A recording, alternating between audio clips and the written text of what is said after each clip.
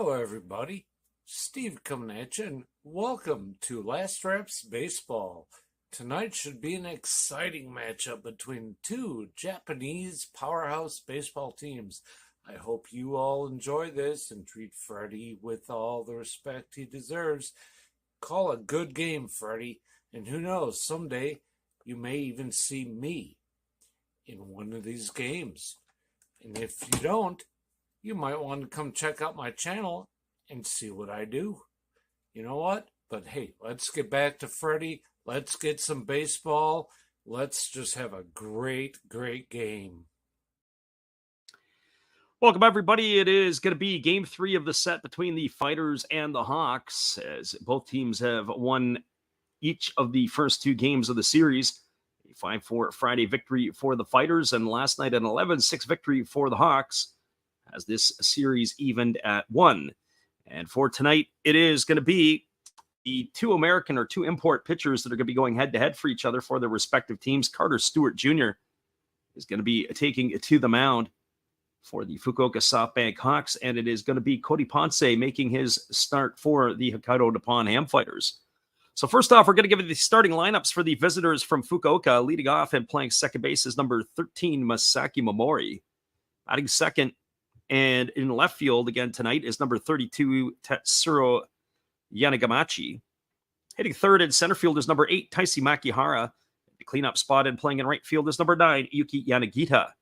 Batting fifth and doing the designated hitting is number 3, Kensuke Kondo. Batting in the 6th spot is the first baseman, number 7, Akira Nakamura. Hitting 7th and playing shortstop is number 6, Kenta Imamiya. Hitting 8th and at third base is number 52, Richard. And batting 9th and doing the catching is number 19, Takuya Kai. And they are going to be facing the right-hander Cody Ponce, who takes to the hill with no wins and 3 losses on the year. He's worked 12 2/3 innings. He's allowed 23 hits, 14 runs, 13 have been earned. He's walked 5 and struck out 11, and he's got a fluffed-up ERA of 9.24. Well, that's your starting lineup for the visitors from Fukuoka. It is going to be now the lineup for the Fighters, and we want to welcome our friend Titus to the channel as he is here. God is great, that is. So first of all, the lineup for the Fighters is number 30, Yuya Gunji. He's going to lead off and play first base. Batting second is Go Matsumoto. He's in left field. He wears number 7. Hitting third at third base is number 21, Kataro Kiyomiya. The cleanup spot in right field is number 66, Chusei Manami. Batting fifth and doing the designated hitting is number 5, Yuki Nomura. Batting sixth and playing second base is number 3, Gosuke Kato. Hitting 7th and shortstop is number 58, Taiki Narama. Batting 8th and doing the catching is number 23, Tori Fushimi. And batting 9th in center field is number 50, Ryota Isobata. And they're going to be facing the American right-hander, Carter Stewart, who takes a 1-2 record to the mound. He's worked 28 2/3 innings. He's allowed 25 hits, 7 runs, 5 of which have been earned. He's walked 12 and struck out 30, and he's got himself an ERA of 1.57. Well, those are your starting lineups. We'll be back here in just a couple of moments with all the action. We're about 180 seconds away from the first pitch of the ball game. We're glad you guys could join us tonight. It is the Fighters and the Hawks, game 3 of this series from Escon Field in Hokkaido. We'll be right back in just a couple of moments with all the action.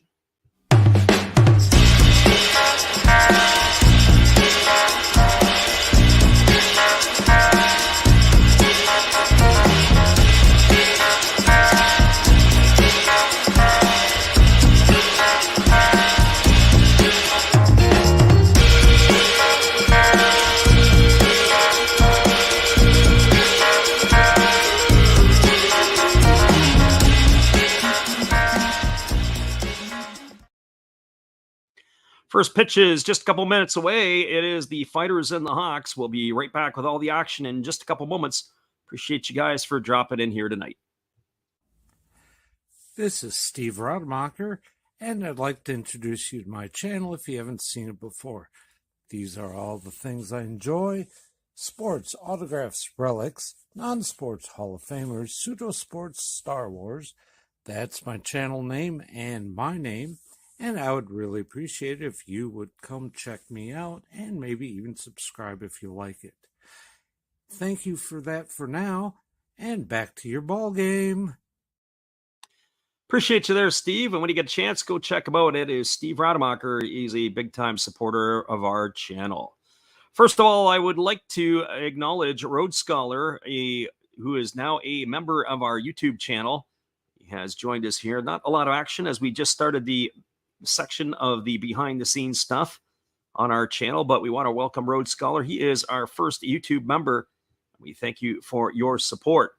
We will acknowledge and let him know when he gets back in here a little later in the game, but we do appreciate him for his efforts, and that will help us out in the long run as well to continue to be able to do this and hopefully provide you guys some better content.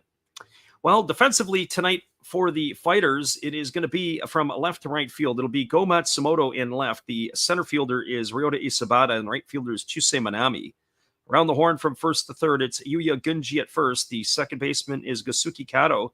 At short, Taiki Narama, and the third baseman is Kataro Kiyomiya, with the battery of Ponce and Tori Fushimi tonight for the Fighters.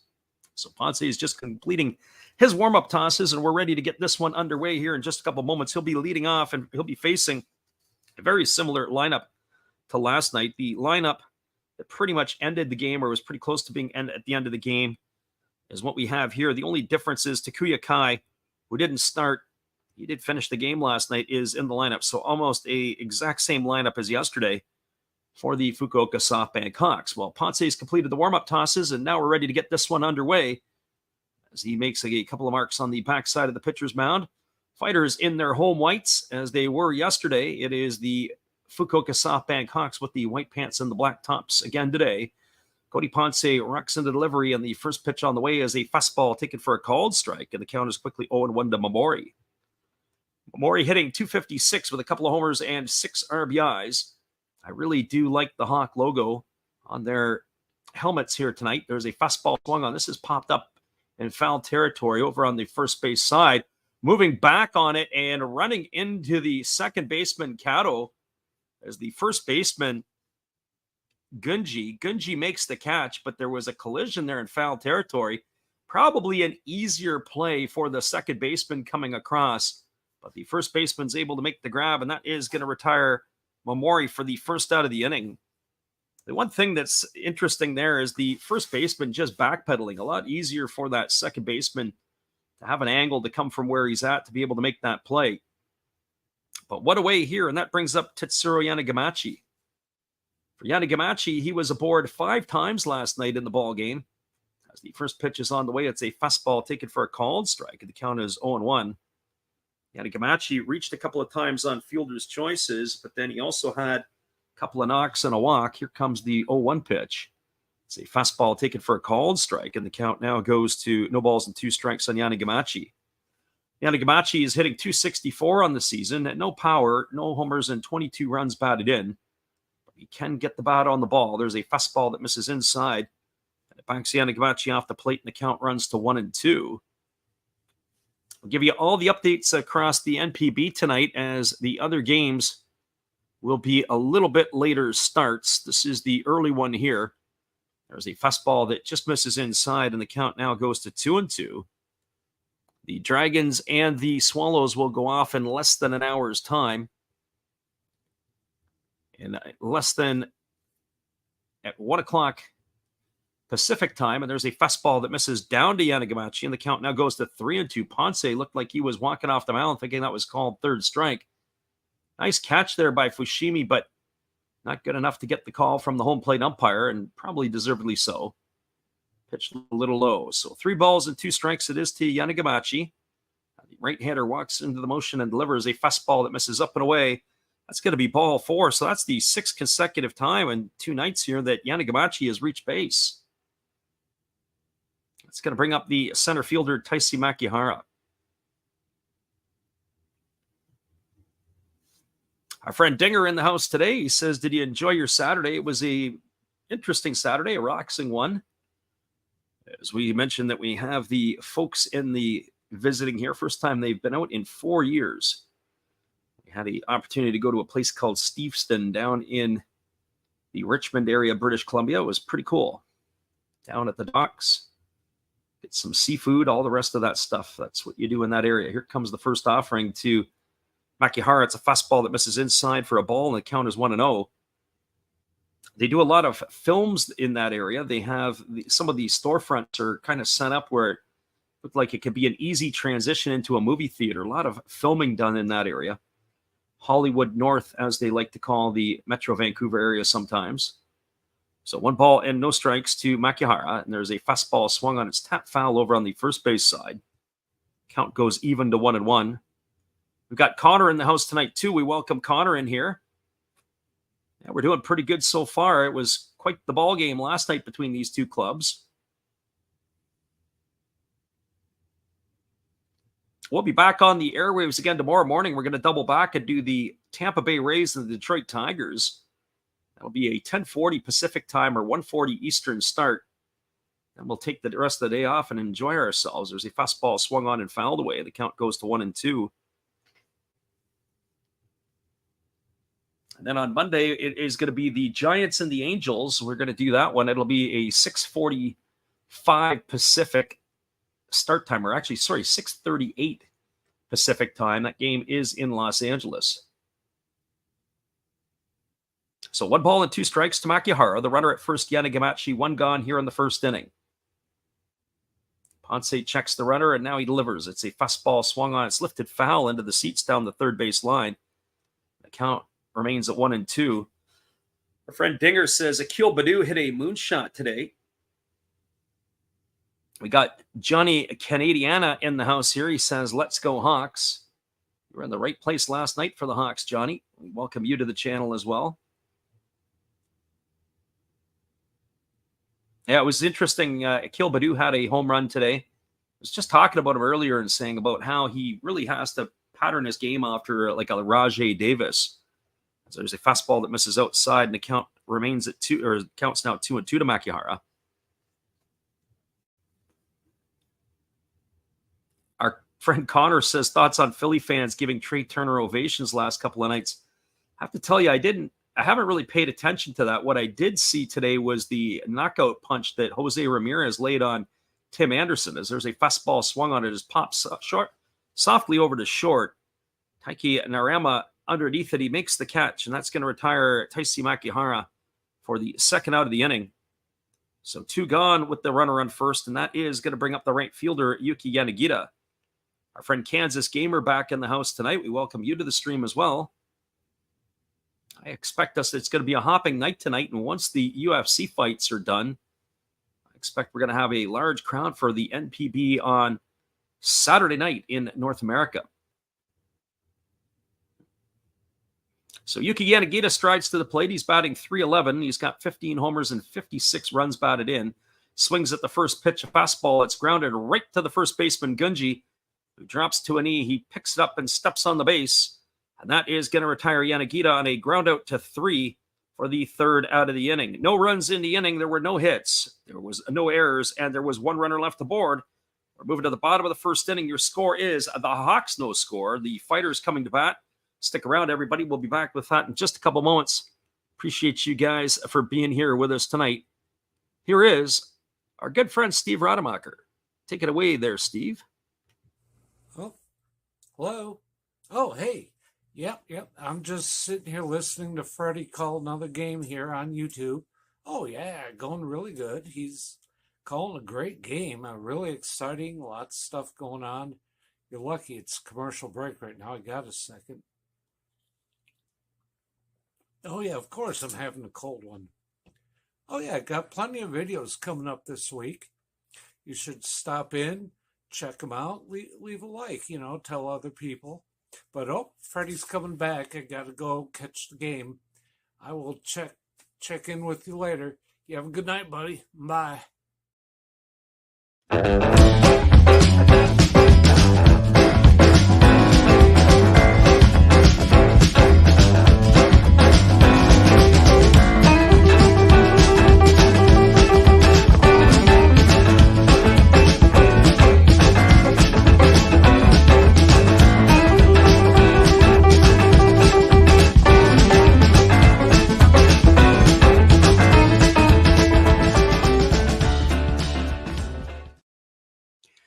Welcome back, everybody. We're moving to the bottom of the first inning, and it is going to be Yuya Gunji, Go Matsumoto, and Kotaro Kiyomiya to come to bat for the Fighters.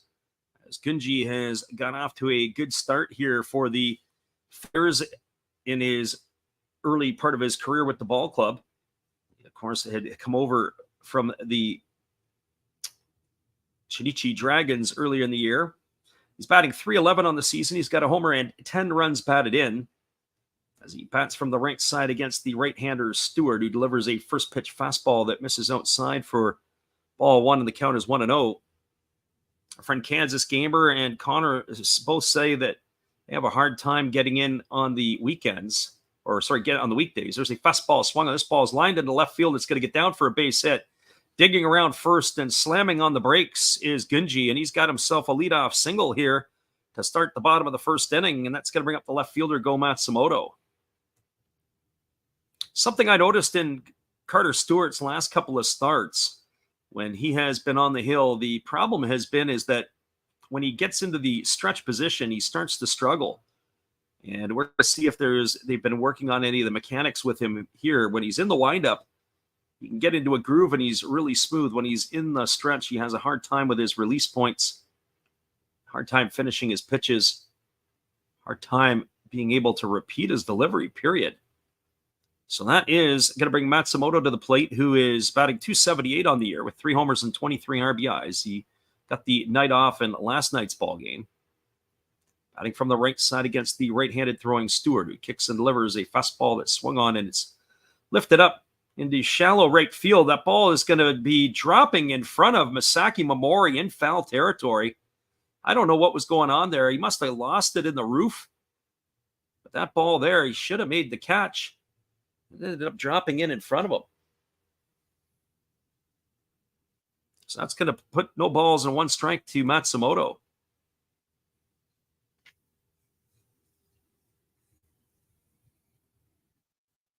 Well, Matsumoto can make you pay, that's for sure. He was the Pacific League leader in batting average last year.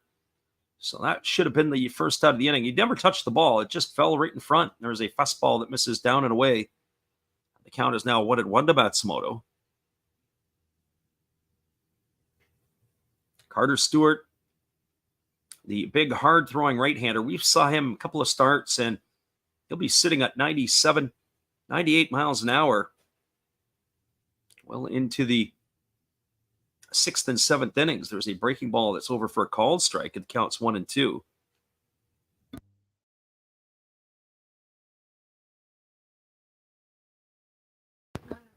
So 1 ball and 2 strikes.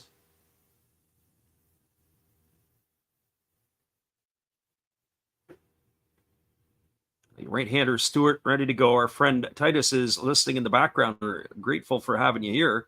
There's a fastball that misses inside, and the count goes to 2-2 on Matsumoto.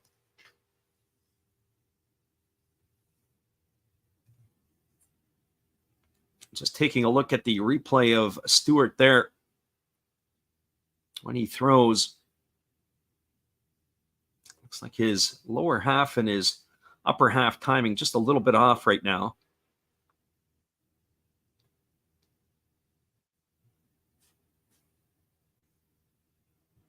Connor asked the question, is there any relation to Brock Stewart of the Twins? Not that I'm aware of.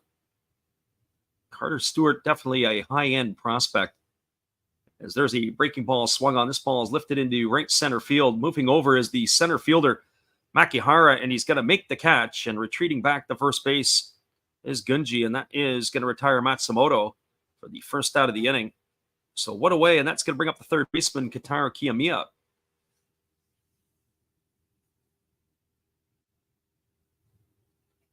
Well, for Kiyomiya, he's batting .294 on the season. He's got 7 homers and 25 runs driven in. He had a home run last night that landed in the bullpen to open the scoring for the Fighters in the first inning.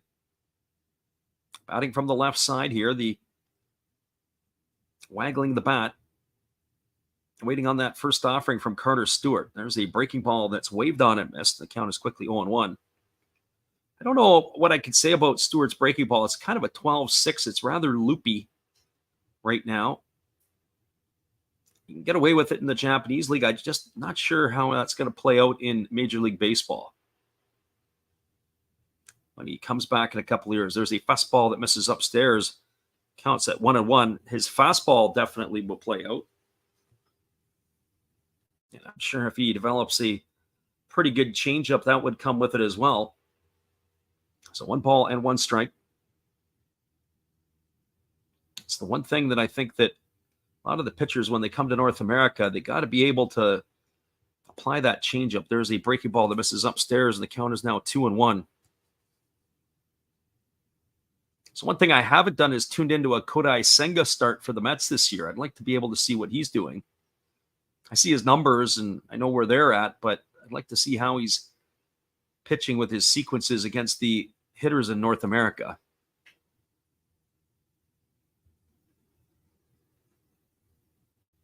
So 2 balls and 1 strike.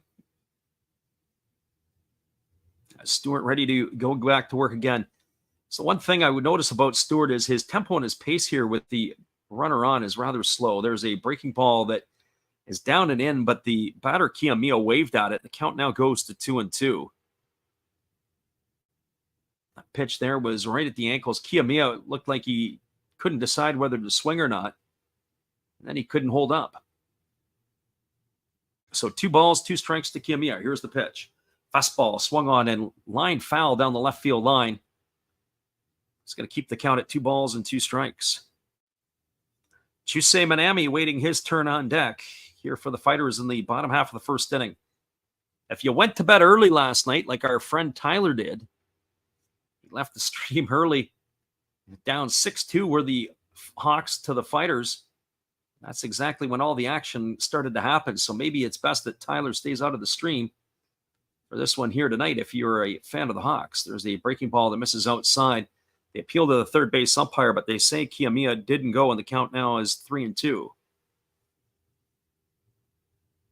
So 3 balls and 2 strikes. We had a look at that one there, and I have to say Kiyomiya got off fairly lucky there on that one. That call could have went either way. It looked like he had maybe gone around enough to offer at it. So here comes the 3-2 pitch. Stewart holds set, now delivers. Breaking ball that's taken for a called third strike. There goes the runner down to second, and the throw is in time. That's going to be a strike him out, throw him out. It's going to be caught stealing 2-6, and that's going to do it here as it's going to end the inning unconventionally 1-2-3 for the Hawks. No runs in the inning. There was a hit. There was no errors, and nobody left the board. We're now through 1 complete. Your score is the Hawks 0 and the Fighters 0. Stick around, everybody. We'll be back with the call at the top of the second inning when we return right after this. Appreciate you all for jumping in here with us tonight.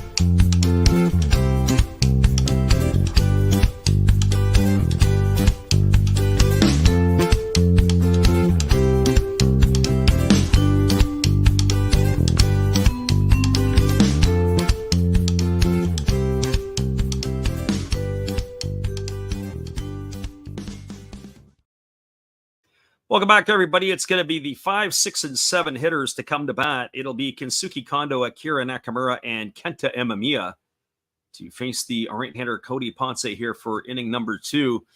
Just a little note. Again, at the top of the stream, we acknowledged we have a brand new member to our channel as we just announced our memberships. Rhodes Scholar has become a member of the channel, and we appreciate Rhodes Scholar for doing so. And for those who listen in to us each night, one of the things that we're going to do, there's not much up right now behind the scenes. There will be coming quite a bit here in the next little bit. There's a fastball that misses inside for a ball, and the count is 1-0.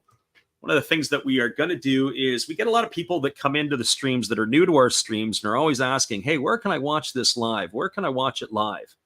Here's the 1-0 pitch, and it's a fastball taken for a called strike. Count is now 1-1 to Kondo. Kondo batting .292 with 15 homers and 57 runs driven in. Well, one of the things that we're going to do on the backside is we'll put a list of places or a list of spots where if you're hunting for the live links, you can go and be able to get quite a few leads. There's a fastball taken for a called strike. We've said it so many times in the last 100 and some odd streams on this channel. And finally, I just said, well, that's it. If people want it, they can pay the $2 and go and find it and look for it. And we can go from there. So that just takes up too much time from the call of the game to service some of those folks who we sometimes never see again. There's a fastball that misses outside, and the count goes to 2-2. So 2 balls and 2 strikes here to Kondo. Right-hander against the left-hander. Another good crowd at Escon Field here tonight. Beautiful stadium. Great attendance. You just have to improve the product that they're putting on the field. There's a fastball swung on its lifted foul. It's going to reach the seats over on the third base side. The count remains at 2-2. But I would say that probably will happen. Give them about 2 years. The way that this young core is being developed, there's a lot of nice things to like about it. They've got to do a better job of who they're going to put around them in terms of the import players. I think that Ariel Martinez is a good stable pony right now. There's a fastball swung on its lifted foul down the left field line, and that's going to keep the count at 2-2 to Kondo. So 2 balls and 2 strikes. Kondo, Nakamura, and Imamiya here in the second inning to face the right-hander Ponce. I'd also have to think that both of these managers here would probably hope that both these starting pitchers could get 5 or 6 innings tonight. They've had to tax the bullpen last night. Both starters knocked out before they could get 5 innings in. We got our friend Alexander Leggett in the house tonight. We welcome Alex. There's a fastball that just misses outside, and the count now goes to 3-2 on Kondo. For those of you who don't know, Alexander is a fan of the Washington Nationals. We never really hold that against him. Yeah, it's hard to make fun of you sometimes, Alexander. The team's been so bad over the last couple of years.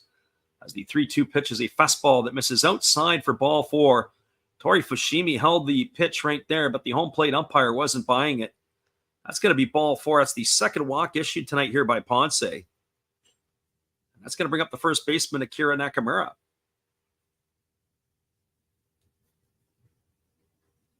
So Kondo aboard as the runner at first, nobody out. Nakamura striding to the plate. He's hitting .273 on the season. He's got 3 homers and 27 runs batted in.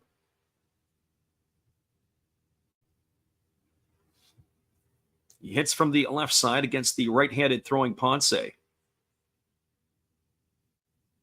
I do want to get a good clip of that knockout punch that Ramirez delivered to Tim Anderson. There's a fastball that misses outside for a ball. The count is 1-0. I like Tim Anderson, the ball player. I don't like Tim Anderson as the way that he likes to run his yap and the way that he likes to showboat a little bit. That's the one thing that bothers me about his game. Here's the 1-0 pitch. There's the fastball swung on. This is popped up over on the first base side. Moving over underneath it is the catcher, Fushimi. He's got room and space. He's going to make the catch. That's going to retire Nakamura for the first out of the inning. So 1 gone here, and that's going to bring up the shortstop, Kenta Imamiya. Alexander says our farm team is good as God, so no complaints. We are fun to watch. I'm not even sure who the Washington top farm team is.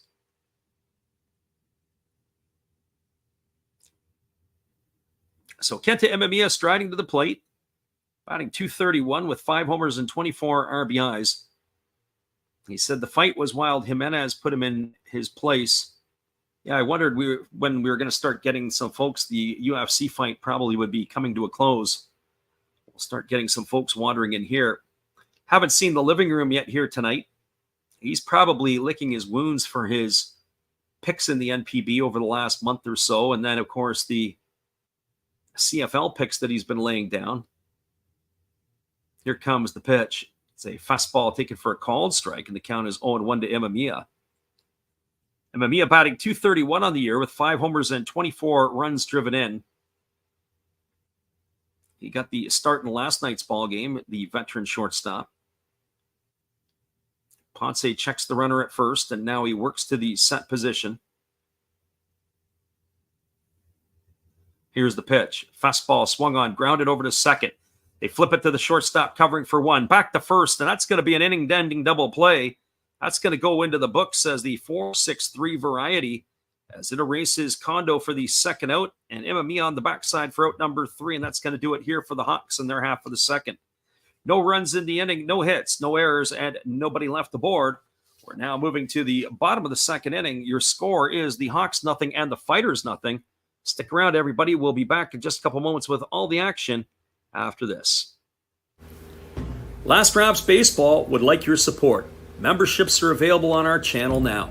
We will share with you some behind-the-scenes items that are not baseball-related, like the culinary cuisine of Japan, take you to cool Japanese public batting cages, drop in on some amateur practices in and around the Osaka and Tokyo areas, check out the unique gaming and electronic experiences in the world of Akihabara and other locations, maybe even take a ride on a Mario Kart, visit some of the cool markets all over the country, including this one in Tokyo at Nakamise Dore. But don't worry, you won't be left holding the bag.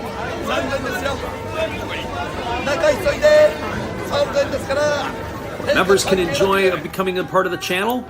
We'll have something for everyone's viewing pleasure. Become a member of Last Rouse Baseball's channel today. Monthly memberships start as low as $1.99 per month. That's right, everybody. And once again, we want to thank our friend Rhodes Scholar for becoming our first member to the channel. And we will be posting stuff here on the regular as well on the backside, as we do on the front side every day. That's not going to change. We're still going to have our swings every single day. We're still going to make our calls here. That part isn't going to change. It's just the extra stuff. I've got a interesting pieces. We're going to have Eric Fox, who was with us in the spring. He did a bunch of videos for us, and we're going to have him doing some pack openings when, of course, he was playing, and he's got some interesting stories on some of the guys that he was cracking apart. So some cool stuff. We have a series of that will be coming up here in the next week or so that we will launch once a week until the end of September. Here's the first pitch fastball from Carter Stewart, and that's a fastball that misses up and in for a ball, and the count is 1-0. Chusei Minami here at the plate. He is on the season batting .274. He's got 16 homers and 49 RBIs as he takes a fastball for a called strike. The count is 0-1. Alexander says, did you not see the fight between the Guardians and the Sox? Yeah, absolutely. That was the part that we were talking about. As it was interesting to see what the piece was that led to the discussion. As there's a ball that swung on. It's popped up into shallow center field. Moving back behind it is Imamiya. He makes the grab, and that's going to retire Minami for the first out of the inning. So one up and one away, and that's going to bring up the designated hitter, Yuki Nomura. Yeah, so it was an interesting piece. Head first slide into second base by Ramirez. Anderson had kind of straddled over top of him, and then as Ramirez got to his feet, there were words exchanged. There was a breaking ball that misses inside, and the count is 1-0. And when Tim Anderson dropped his gloves, I thought, oh, boy, this looks pretty good. He's got a good setup and everything like that. And the next thing you know, he throws a punch at Ramirez, and Ramirez knocked him right on his backside. I didn't think that he was going to be able to do that, but he sent him straight back. There's a breaking ball that misses, and the count is 2-0. I did hear the commentators say that he's going after the most popular Cleveland person in Cleveland right now, and I had to think about it. I don't know if they got anybody that's popular in basketball quite yet, but certainly he is probably the main guy in Cleveland. There's a breaking ball that misses inside him to Nomura, and the count now goes to 3-0. Nomura hitting .247 on the year. He smashed 2 home runs in last night's ball game, both solo shots. As the 3-0 is on the way, it's a fastball that misses upstairs. It's going to be ball 4. He's going to get himself a 1-out walk, and that's going to bring up the second baseman, Gosuke Kato.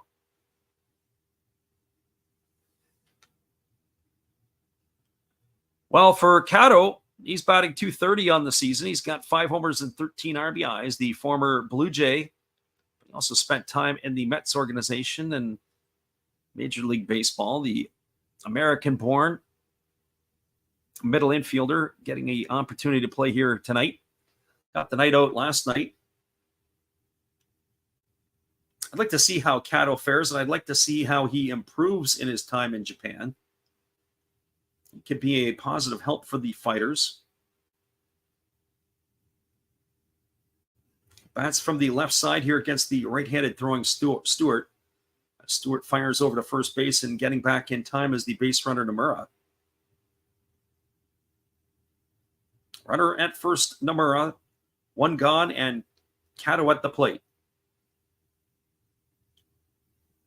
Right-hander Stewart gets his sign from his catcher, Takuya Kai. Now he works to the belt. He kicks and delivers, and squaring to bunt is Kato, but he's popped it up right at home plate. Underneath it is Kai. He's going to make the catch, and Kato is going to be retired for the second out of the inning. I'm not sure what he wanted to do there. I don't know if he was trying to bunt for a base hit. Didn't really look like a sacrifice, but that was a very easy out here for out number 2, and that's going to leave it all up to the shortstop, Taiki Narama. Well, for Narama in last night's ball game, he had a big blow. He had a triple to the opposite field gap that drove home a run.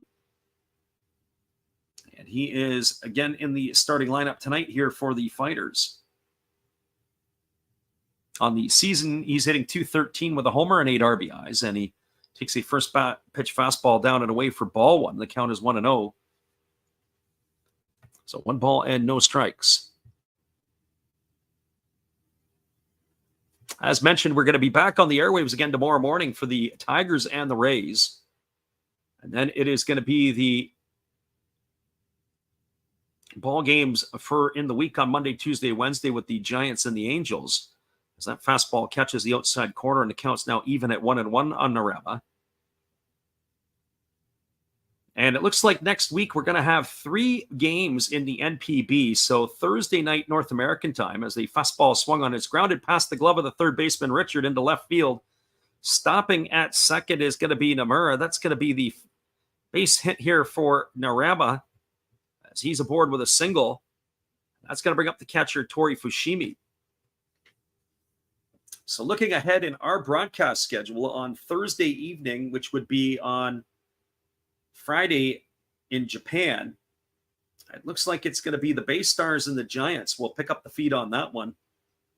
And we will probably repeat that same matchup on the Saturday as well. So Bay Stars and Giants, Central League action, back-to-back nights on the channel. And then we will follow it up with a game between, I believe it's the Fighters and the Buffaloes on Saturday night. But we'll post that as we move along during the week. So hopefully you can join us for some early action. As we were talking, Kansas Gamer and a couple others were saying that they have a difficulty during the week to be able to catch some of the games. There's a breaking ball that drops in for a called strike to Tori Fushimi, and the count is 1-1. Fushimi batting .202 on the season. He's got a couple homers and 10 RBIs. His first year here with the Fighters, as he was acquired in an off-season move with the Oryx Buffaloes. Interleague trade, which you don't see always a lot of. Here comes the 0-1 pitch. Stewart checks the runner at second and now delivers. It's a fastball that misses upstairs. Count goes even at 1-1. So 1 ball and 1 strike.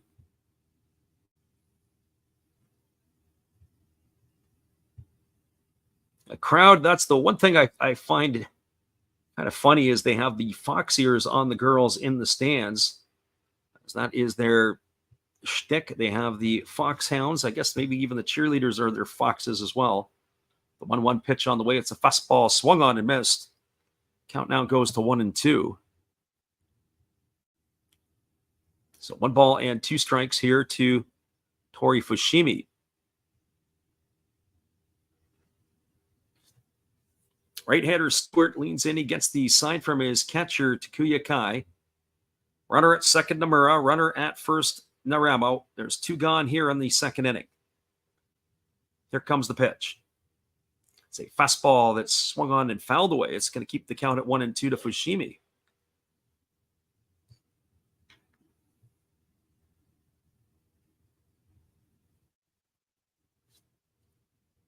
So 1 ball and 2 strikes.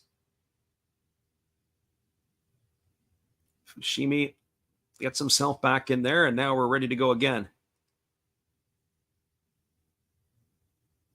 My friend Alexander Leggett says he should get the stream up. It sounds kind of cute. Yeah, the fox ears on the girls in the stands and on the cheerleaders. Here's the 1-2 pitch. It's a fastball swung on. It is popped up foul. And that ball is going to drift into the seats as Takuya Kai gave chase. Going to keep the count at 1-2 on Fushimi.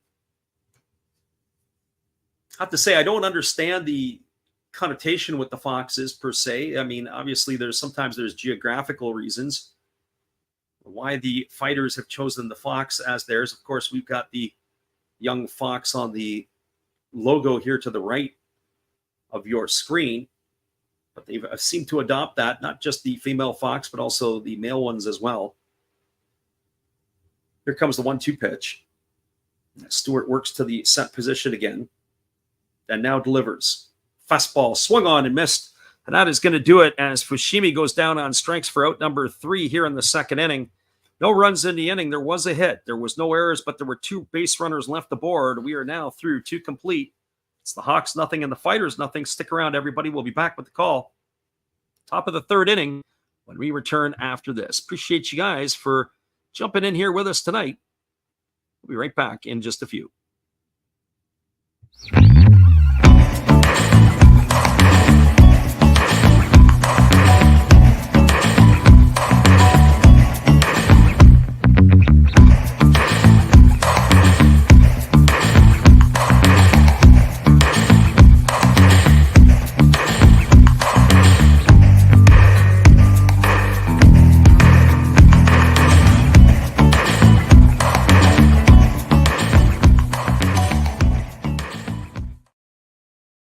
Welcome back, everybody. Colin in the house says the Rays are up. He's excited for the live tomorrow, and we're glad you can hopefully make it in there with us.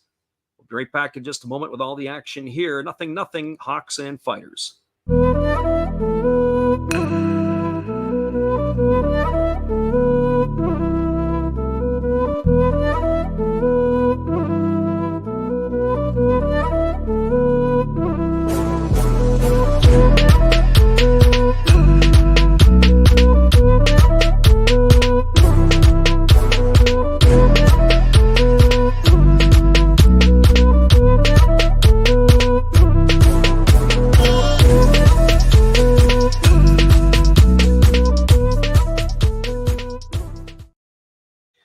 Welcome back, everybody. It's going to be the 8, 9, and 1 hitters to come to bat for Fukuoka here in their half of the third inning, and that means Richard, Takuya Kai, and Masaki Momori. They are showing some of the food delicacies. They've got the shaved ice going on in Hokkaido. It looks absolutely brilliant. There's lots of good food. I can't wait to try some of the ballpark food in Japan. Hopefully it's as good as we see on the video jumbotrons. There's a fastball that is taken for a ball outside, and the count is 1-0. Also going to have to make sure I keep my steps up so that we're not going to gain a ton of weight and balloon up to 300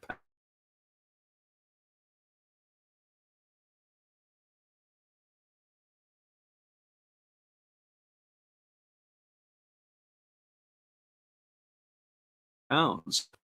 I will say what's pretty good beer food is the takoyaki, especially when you're in Osaka. So 1 ball and 1 strike to Richard. Richard's struggling a little bit here. He is batting 125 on the season. He is now 3 for 24. And he swings at a breaking ball. This one's lifted into deep left center field. This could be trouble. Moving back onto the warning track and making the catch up against the wall as the center fielder, Ryota Isabata. And that's going to retire Richard. Oh, he sent that one a long way, just not far enough. He's going to be gone for the first out of the inning here in inning number 3, and that's going to bring up the catcher, Takuya Kai. Alexander Leggett says the ballpark food in Japan must be way better than what we get here. Well, I have to tell you, Alexander, one of the things is when I go to a ballpark, I want good ballpark food. Like, I don't expect to have filet mignon. I don't expect to have a great steak. I want nachos done right. I want a hot dog done properly. I don't want a soggy bun. I don't want my hot dog being limp. There's a fastball taken for a called strike, and the count is 0-1 to Takuya Kai. Kai batting .215 on the season with 7 homers and 30 RBIs. I don't want my beers to be warm. I don't want my coffee to be cold. I want to have good ballpark food.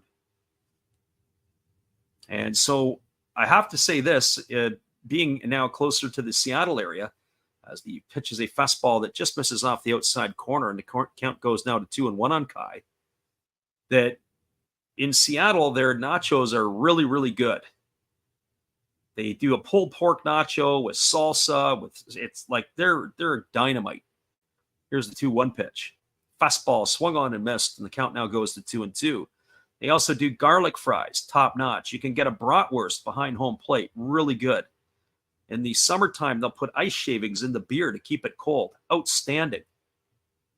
Our friend Gracie Lynn is in the house tonight. Welcome, Gracie. Thanks for stopping by. 2 balls and 2 strikes here to Takuya Kai with 1 gone in the third. Here's the pitch from Ponce. It's a fastball that just misses outside. Count now goes to 3-2. So that's the kind of things I like about the ballpark food in Seattle. When I used to live in the Detroit area, I used to get the ballpark franks by High Grades back at Old Tiger Stadium. They were outstanding. Fastball swung on and fouled away by Kai, and the count remains at 3-2. You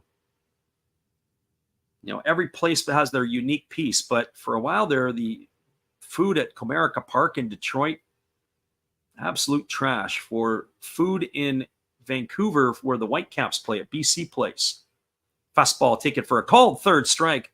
Oh, Kai stood there like the house by the side of the road. He watched that go by for out number 2. That's going to leave it all up to Masaki Momori. But just to finish my thought, like some of these places that you go to and you're like, okay, well, what can I find that's actually pretty good to eat? If you're in the business of ballparks, you got to be doing some good stuff there. That's for sure. Make your food good. Our friend Gracie in the house tonight. I was telling the story the other night when she wasn't with us. There's a split finger pitch swung on and missed by Momori. Count is 0-1. Gracie came in a couple of nights ago and was telling us about the Birmingham, what are they, Barons, I guess, or Bulls, the AA team down in Birmingham, and how they had this huge losing streak, had a chance to win the ball game, and ended up blowing it, ended up losing and carrying on the losing streak. There's a fastball taken for a called strike. And it was ironic because we're running our camp up here, and I had a customer who was down in Alabama. I was talking to his wife, and she was saying, oh, my husband was at that game last night. So everything that Gracie was giving me as the report, I was talking to the wife, and she was telling me about all the events that had happened that she'd had relayed to her. Fastball swung on and fouled away, and the count remains at 0-2 to Momori. So no balls and 2 strikes. Ponce gets the sign from his catcher, Fushimi. He's ready to go back to work. Here's the pitch. Fastball swung on and fouled away, and the count remains at 0-2 to Momori. I'd like to tell you that both of these pitchers are sharp tonight, but they just seem to be a little shaky. But then compared to last night's efforts, these guys here look like the second coming of Greg Maddux, that's for sure. Here's the 0-2. It's a fastball that misses inside, and the count goes to 1-2 on Momori. Last night's ball game, just the way that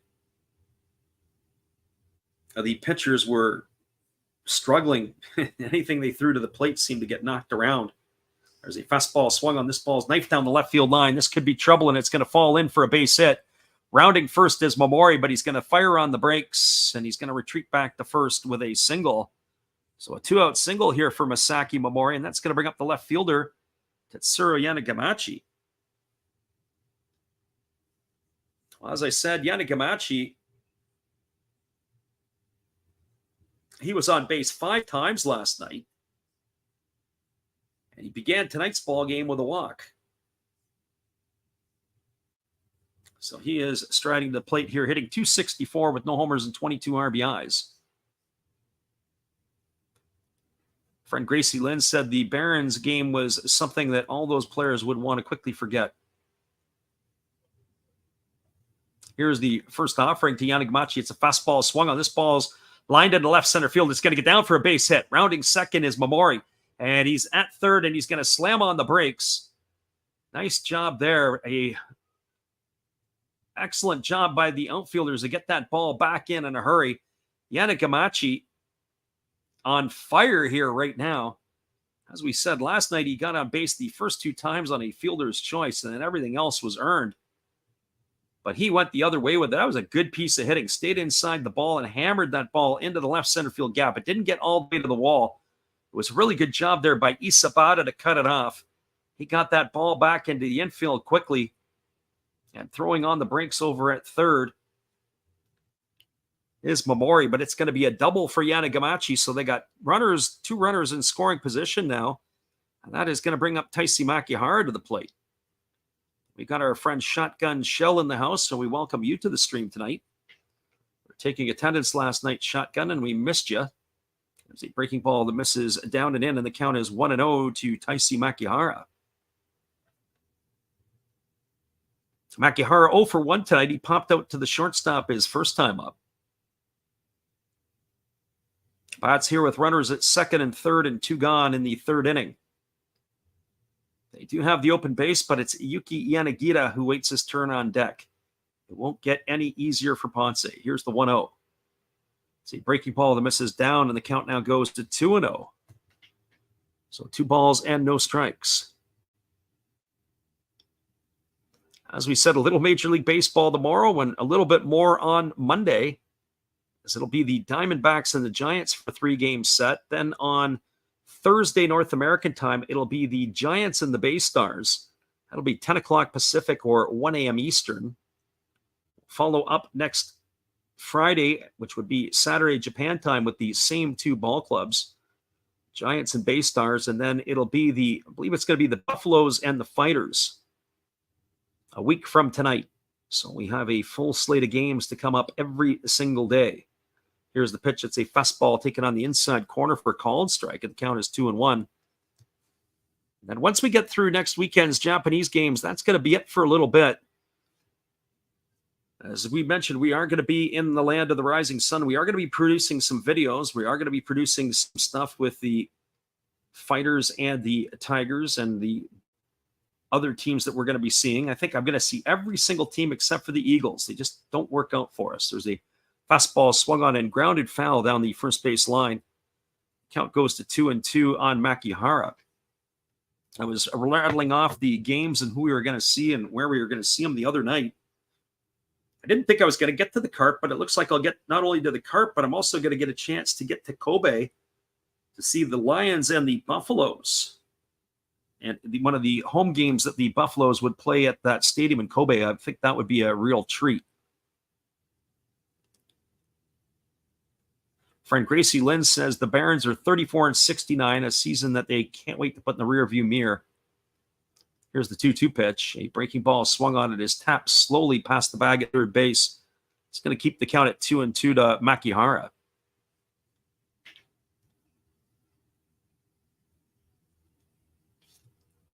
So 2 balls and 2 strikes. Hawk fans, where they get their seats, the traveling ball club, they stick them up in foul territory down the left field line. They don't exactly give them prime locations, that's for sure. Here comes the 2-2 pitch. There's a fastball that misses outside, and the count now goes to 3-2. So 3 balls and 2 strikes here to Makihara. The big boss is looking on 50 pitches now through these 2 2/3 plus innings for Ponce. When we saw him pitch last week, it was almost unfair because I thought that he was spent. They left him at a little too long. Here's the pitch. It's a fastball that misses outside. That's going to be ball 4. Doesn't get the call. Fushimi held the ball again. That's the second time tonight that he hasn't been happy with the call. Kazuki Kondo seemed to get a sweet call back in the second inning for ball 4. Now Makihara gets the call. That's going to load the bases for Yuki Yanagita.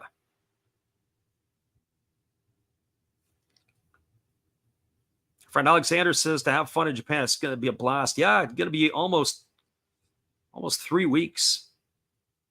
And then we got a day in Korea as well after that. So I'm kind of interested to see how that's going to work. Gracie asked the question if the fans are segregated in Japanese baseball like American. Well, it looks like what they do is that when they have the traveling section, you'll see sometimes at some of the stadiums, they'll give full sections to the teams. There's a fastball that misses down and in for ball one. Counts 1-0 to Yanagita. Yanagita right now, with his 56 RBIs, sits third in the Pacific League. Kazuki Kondo is tied for first with the most RBIs. So here comes the 1-0 pitch to Yanagita. Fastball swung on and missed. Count now goes even at 1-1. But I've also seen other stadiums like in Oryx where you don't have a whole lot of fans for the home team some nights and everybody's all over the place. So it doesn't really matter. They don't have a particular section per se where maybe they have everybody in. It just seems like the road team dominates the seating capacity.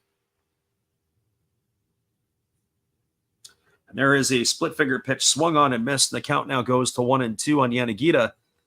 Alexander Leggett says he thinks the Hawks are going to get the win here tonight. Well, it wasn't that way early last night as the Fighters had that 6-2 lead. But never did a 6-2 lead feel any more insecure than last night. Our friend Zay was in the house last night, and he was probably chewing his fingernails off every time the Fighters gave up a run. He was the only one, I think, pulling for the Fighters in the stream. There's a fastball that misses down, and the count now goes to 2-2 on Yanagita. So 2 balls and 2 strikes. Runner at third is Momori. Runner at second, Yanagamachi. Runner at first is Makihara. This is all started with 2 out. So 2 balls and 2 strikes here to Yanagita.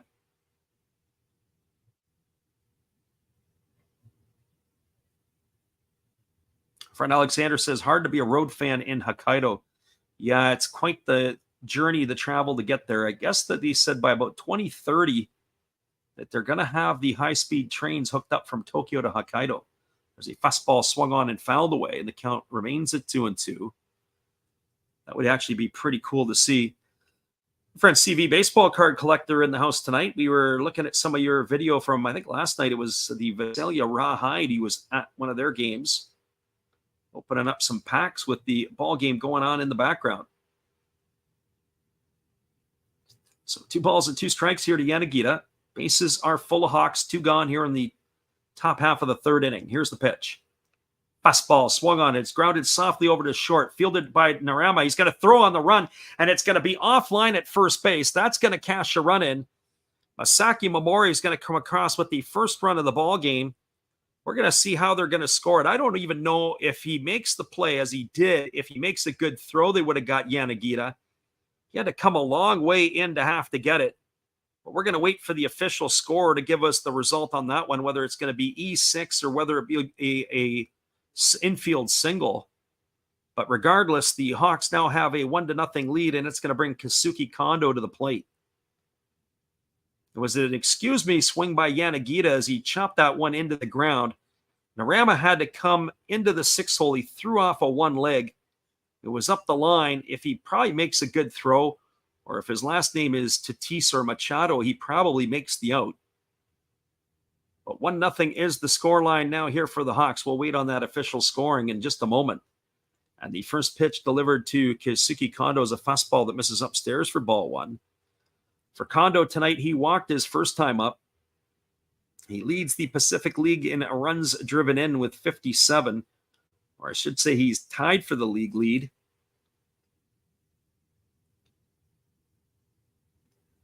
Our friend Gracie Len says she would like to see this game be a 12-inning tie. Here's the pitch. It's a fastball that misses outside, and the count is 2-0.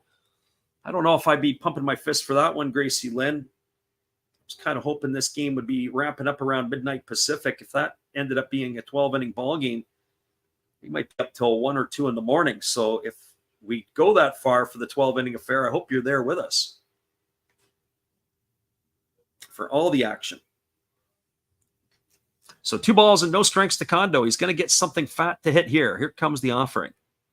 As the pitch is on the way, it is a fastball that misses outside for a ball. That's now 3-0. Boy, if you're Shinjo, the big boss, you've got to be letting the home plate umpire have it. He's been absolutely squeezed tonight, Ponce. That's the third time at least, if not more. There's been a pitch on the outside part of the plate, and he hasn't got a sniff of a strike. So much for home team getting an advantage with calls. Here comes the 3-0 to Kondo. Fastball misses upstairs. Ball 4. That's going to be a bases-loaded walk.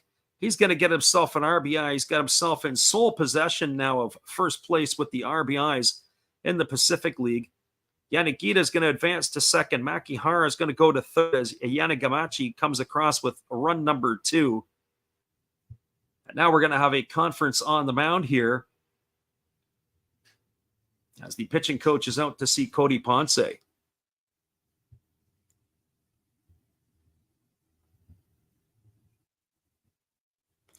Just going to take a look to see if we can get that official scoring. If they've made a decision on this at all. It's kind of funny, the English translations, when you go look at the NPB website, what exactly it might be. And they said that the play was idleness. I don't know what idleness would be translated into. Actually, they do give a error to the shortstop. It's going to go E6 on the Yanagita ball in the infield. As I said, it was kind of a flip of the coin whether you thought he would have got it or not. And there's a first pitch fastball delivered to Akira Nakamura, taken for a called strike, and the count is 0-1. Nakamura is the 8th batter to come to the plate here for the Hawks in their 3rd inning. They've got 2 runs on the board. The bases are loaded, and everything has all come with 2 out. Here comes the 0-1 pitch. There's a fastball swung on. This ball is hammered foul down the right field line, and the count now goes to 0-2.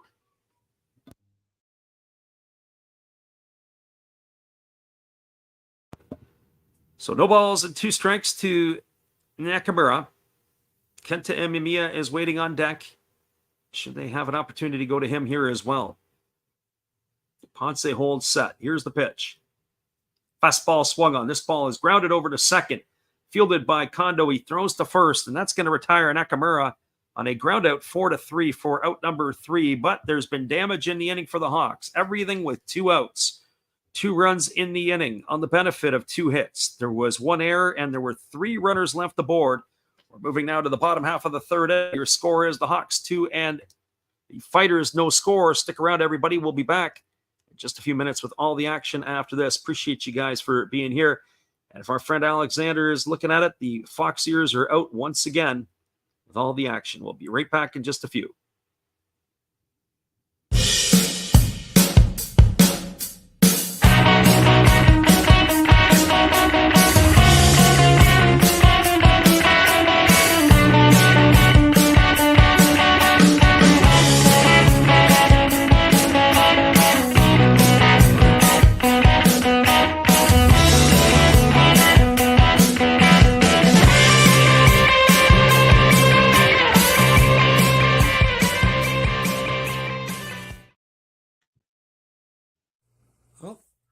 Hello? Oh, hey. Yep. I'm just sitting here listening to Freddie call another game here on YouTube. Oh, yeah, going really good. He's calling a great game. Really exciting. Lots of stuff going on. You're lucky it's commercial break right now. I got a second. Oh, yeah, of course I'm having a cold one. Oh, yeah, got plenty of videos coming up this week.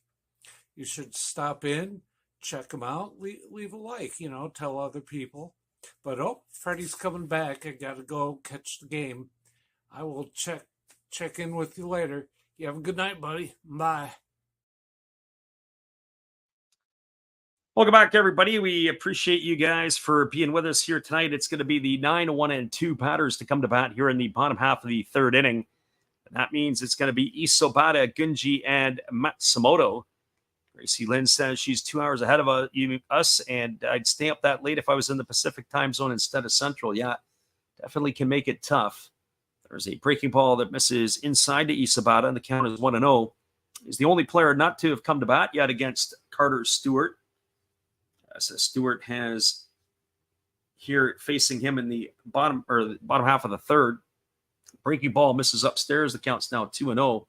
31 pitches through the first 2 innings for the American right-hander as he rocks into the windup and delivers. A squares to bunt does Isabata, but he pulls back and takes that for another ball, and the count is now 3-0.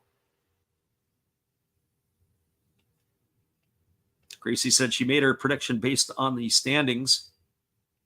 And yes, the infamous idleness play, yeah, definitely, as there was a fastball taken for a called strike, and the count is 3-1. I think that Ponce will feel hard done by because that pitch there looked pretty similar to the pitch that Kondo had taken. He drew his walk back in the second inning. There's a fastball taken for a called strike, and the count now goes to 3-2 on Isabata. We had a fellow up here a number of years ago, Ralph Dickinson. Ralph was the assistant hitting coach for the Houston Astros in the very short-lived Bo Porter regime. There's a fastball that misses inside. It's going to be ball 4 to Isabata, and that's going to bring up the top of the order in Yuya Gunji. And he had one of the best lines I'd ever heard. He was talking about Dexter Fowler, who I think retired last season from Major League Baseball, and he said Dexter Fowler could walk to the plate without a bat and work the home plate umpire for a 3-2 count because he just had such an engaging personality and such a demeanor and a way about him.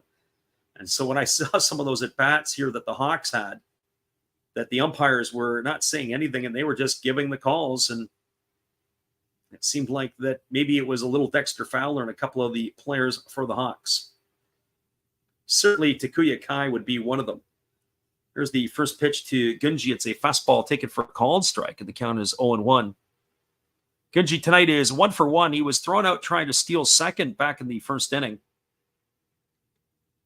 He is really enjoying his time in a fighter uniform since coming over from the Dragons.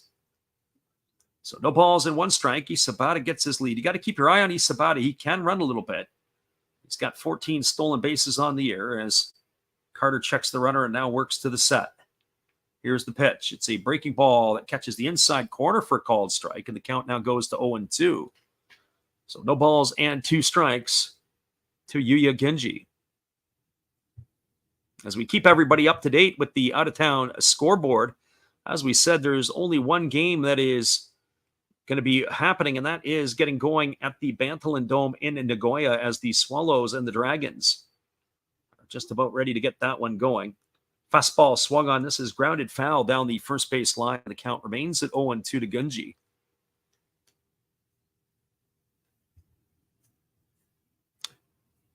In another couple hours' time, it'll be at the Balluna Dome, it'll be the Lions and the Buffaloes, and the Eagles will go off against the Marines at the Rakuten Mobile Stadium in Tohoku,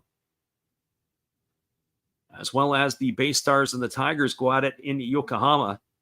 The late game is at 2 a.m. Pacific. There's a breaking ball swung on, softly grounded up the middle, fielded by Imamiya. He throws to first, and that is going to retire the runner. Actually, it was Mamori who fielded the ball in front of Imamiya. That's going to go down as a ground out 4-3. It is going to advance the runner over to second base. So Gunji is out. Isabata moves over to second. I'll have to get a look at that one again because I want to see if the runner was in motion. It was just Gunji throwing the bat at it. Yes, the runner was in motion, so Mamori was at the bag already, and he had to come in front of the bag to field it and throw to first base. And that is going to retire Gunji for the first out of the inning, and it'll bring up Go Matsumoto. Well, for Matsumoto tonight, he is 0 for 1. He flew out to center field his first time up. Batting from the right side here against the right-handed throwing Stewart. As the American righty works to the set position, he kicks and fires. There's a fastball taken for a called strike, and the count is quickly 0-1. Game we did a couple of weeks ago against the Buffaloes when Stewart pitched, everything was from the windup. It seemed like until he got into trouble in the 6th, and a Leandro Cedeno 3-run homer blew that game apart against the Oryx Buffaloes. Tonight he looks a lot better, a lot more comfortable from the stretch position. There's a fastball that just misses off the outside corner, and the count goes to 1-1. There is talk about how the strike zone does change in Japan for the import pitchers. And of course, that maybe is what Cody Ponce is experiencing tonight. And certainly Carter Stewart has experienced in the past. A little tighter for the Americans. Here's the 1-1 pitch. Fastball that just misses off the outside corner. Takuya Kai held it in there for a little extra longer. Our friend Gracie Lynn said she was in a discussion the other day with a friend about the NPB and MLB and how NPB teams would do in the MLB. She says, I think that the NPB is comparable to teams ranked 6 to 18. I think that might be a little high. I don't think the best team, the Oryx Buffaloes, would be a playoff team in Major League Baseball. Here's the pitch. It's a breaking ball that misses upstairs. The count now goes to 3-1 on Matsumoto. And I'll give you my reasons why. First of all, in the NPB, you're only allowed to have 3 import players on the field at one time. There are some teams in Major League Baseball where they have 4, 5, 6, 7 players that are not American-born players. And you can like it or you cannot like it. The best league in the world is Major League Baseball, but unfortunately for some American players, they don't get that opportunity because you got Venezuelans or Dominicans or Mexicans or Canadians or Japanese players taking their jobs, in essence, because they want to make it the best league in the world. On the flip side, in Japan, if you started bringing in more import players, there'd be a lot of Japanese players out of jobs. Here's the pitch. Fastball swung on it, has popped up down the left field line, racing over toward the foul line and making the catch is the left fielder Yanagamachi, and that's going to send Gunji back to second base. Or check that, Isobata back to second base. Matsumoto gone for the second out of the inning, and that's going to bring up Kataro Kiyomiya. Dinger says NPB lineups wouldn't score in the MLB. That would be another problem when you start taking the pitching that the MLB has to offer. Now, in some fairness, if you take a look at, if we made a division, if we put the Oryx Buffaloes in a division with the Kansas City Royals, Oakland A's, Colorado Rockies, and I don't know, Detroit Tigers, Pittsburgh Pirates, maybe not the Pirates anymore. They're starting to get better. But you put them in a division like that, they could fare fairly well, I would think. But we're talking about the bottom feeder teams. There's a fastball that misses inside, and the count now goes to 1-0 to Kataro Kiyomiya. Kiyomiya struck out his first time up against the right-hander, Stewart. He waggles the bat. But mind you, there are some good individual players. Let's not discount that. There are some real good stars in the Japanese league. You think of Roki Sasaki and Yoshinobu Yamamoto. There's a breaking ball taken for a cold strike, and the count goes to 1-1. And could NPB teams beat Major League teams? Of course. I've always said that, let's face it, the worst MLB teams like the Oakland Athletics can win games. Not many, but they can win games. So here comes the 1-1 pitch. As the right-hander ready to go again. Connor says, shout out to the Young Bucks. Here's the breaking ball that just misses down, and the count now goes to 2-1. And then, of course, you look at the depth of the talent across the NPB. And there's a lot of players, especially the big league players that, go across that become stars in Japan that, maybe never had what I would call big careers in North America. They were those quad A players, too good for AAA, not good enough for the big leagues. They make their way to Japan and they are able to carve out a career. There's a fastball swung on and grounded foul down the first base line. The count now goes to 2-2 on Kiyomiya. No disrespect to a player like Adam Walker with the Yomiuri Giants. Adam Walker has had himself a couple of decent years in the NPB, but he struggled to get to the MLB. On the flip side, you've also seen some players bounce back. I don't know how many offensive players more recently have bounced back to Major League Baseball. I remember Eric Thames went to the KBO and came back. There's a fastball swung on. This ball is taken on a hop by Mamori at second. He throws to first, and that is going to retire Kiyomiya. Ground out 4-3 for the third out of the inning, and that's going to do it here.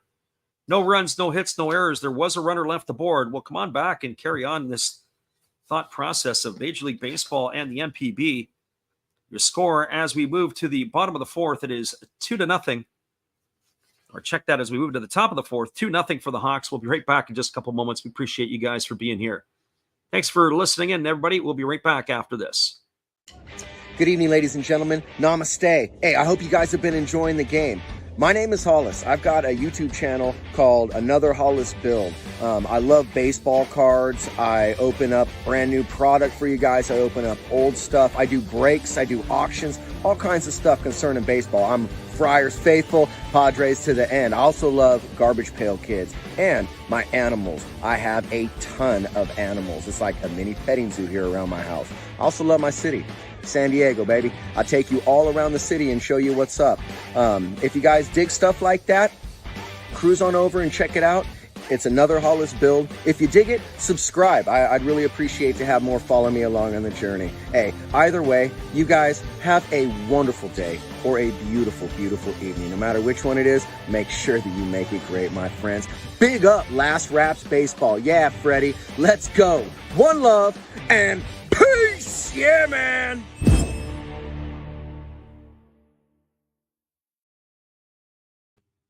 Welcome back, everybody. We're moving to the top half of the fourth inning. It's the bottom third of the batting order to come to bat for the Hawks.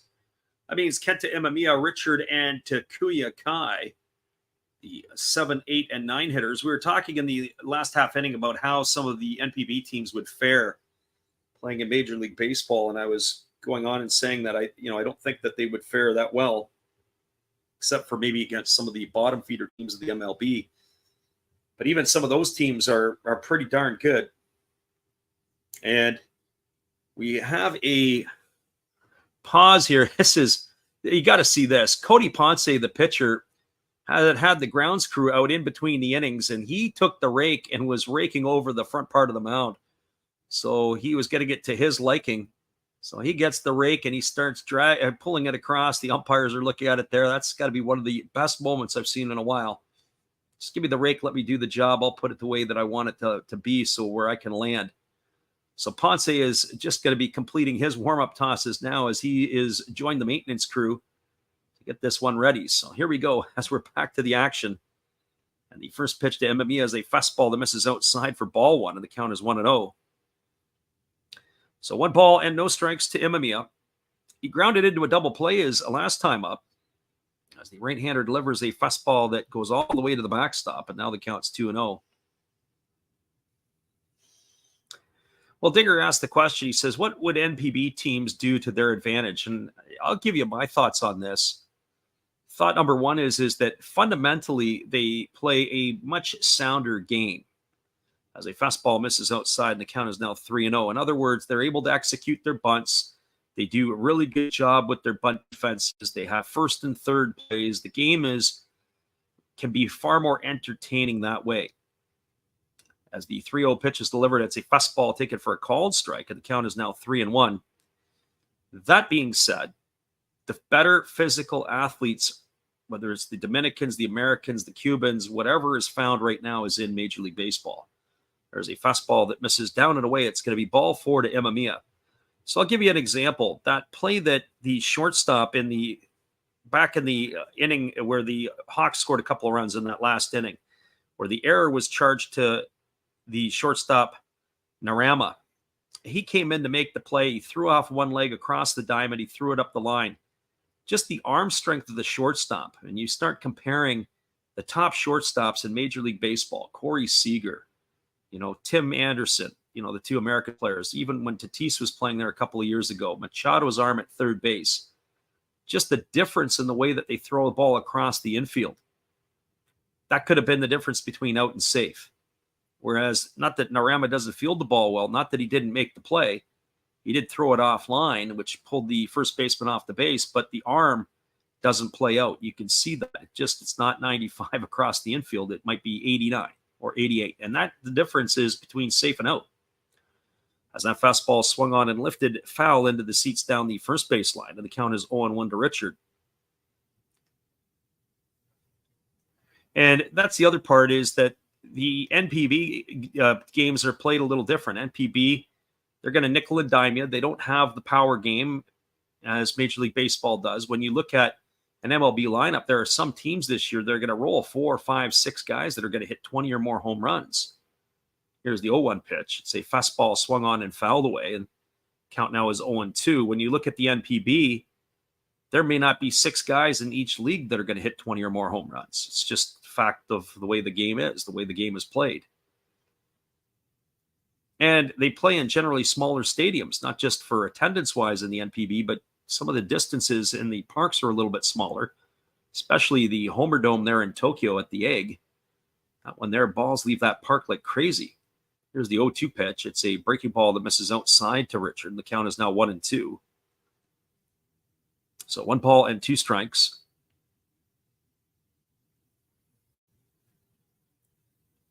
The power of the game, and that also leads us to the next question about Major League Baseball is when they were building these new stadiums, should they have been making some of these designs to be smaller? There's a fastball that misses outside, and the count's 2-2. Comerica Park in Detroit was built with some pretty large field dimensions. On the flip side of the coin, you've got Yankee Stadium with that short right field. You know, it's artificially inflating some of the statistics. Here's the 2-2 pitch. Fastball swung on and fouled away by Richard, and the count now remains at 2-2.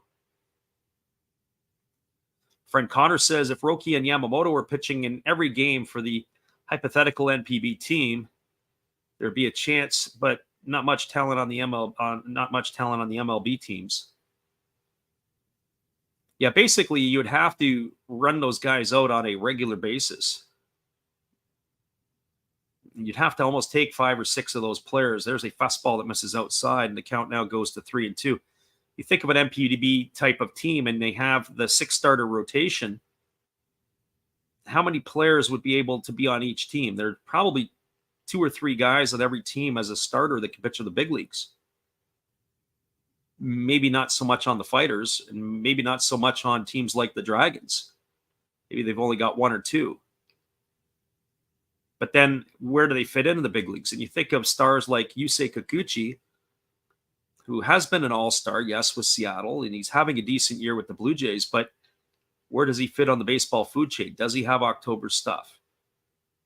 And he was a star in Japan with the Saitama Sea Blue Lions. So here's the 3-2 pitch. Fastball swung on. This ball is lifted into left field. Moving back on it and making the catch is the left fielder Matsumoto, and that's going to retire Richard for the first out of the inning.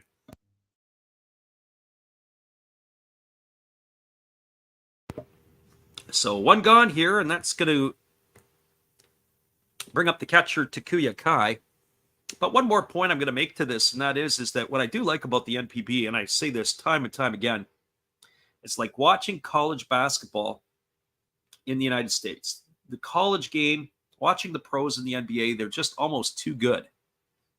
With the game in the NPB, they're just missing a little bit, and it makes the game more exciting.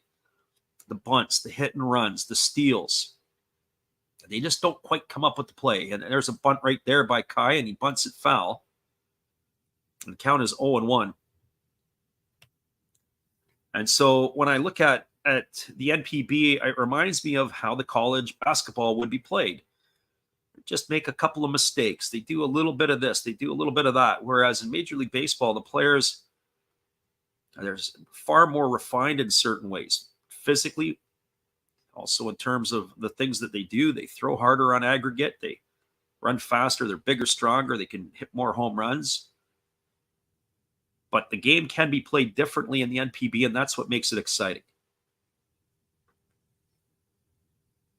I'll use another example, too. Here's the 0-1 pitch as, again, Kai squares to bunt. He takes this one for a called strike. The count is 0-2. When I coached at the college program here, the minor league team, the Vancouver Canadians, and I often used to go and watch them. It frustrated me to watch the pros play versus what our college guys could do. But here's the separator. Difference between a pro player and a college player. Ball would get hit into the right field corner, and the pro player in A ball could pick up the ball in the right field corner and throw a one-hop shot to third base. Physically could make the play. Our team would be double cuts. You could still play the game, and you could still compete at a good level, but you had to do things a little bit differently because you weren't quite good enough. There's a breaking ball swung on, and it's lifted foul. So last couple of years, the Canadians actually have played the University of British Columbia. This year, the Canadians beat the UBC, but I think it was last year or 2 years ago, UBC beat the Canadians. It was either 2-1 or 2-0. So they have some pitching. They have some defense. They can play against them. They just don't hit as well. But the same thing, they just don't have the athletes that can compete with them at that level on a game-to-game basis. On a one-game basis, for sure. So that fastball misses outside to Kai, and the count is now 1-2. So 1 ball and 2 strikes. It's always an interesting topic to discuss and to think about and to kick around because that's what makes it great. You can play the game in different ways. So 1 ball and 2 strikes. It is here to Takuya Kai.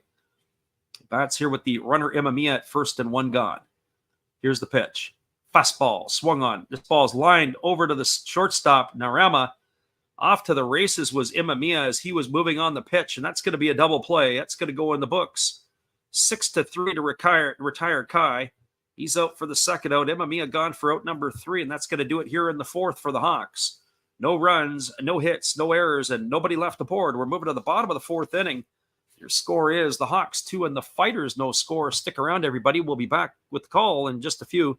Appreciate you guys for jumping in here with us tonight. It is 2-0 for the Fukuoka SoftBank Hawks. We'll be right back after this.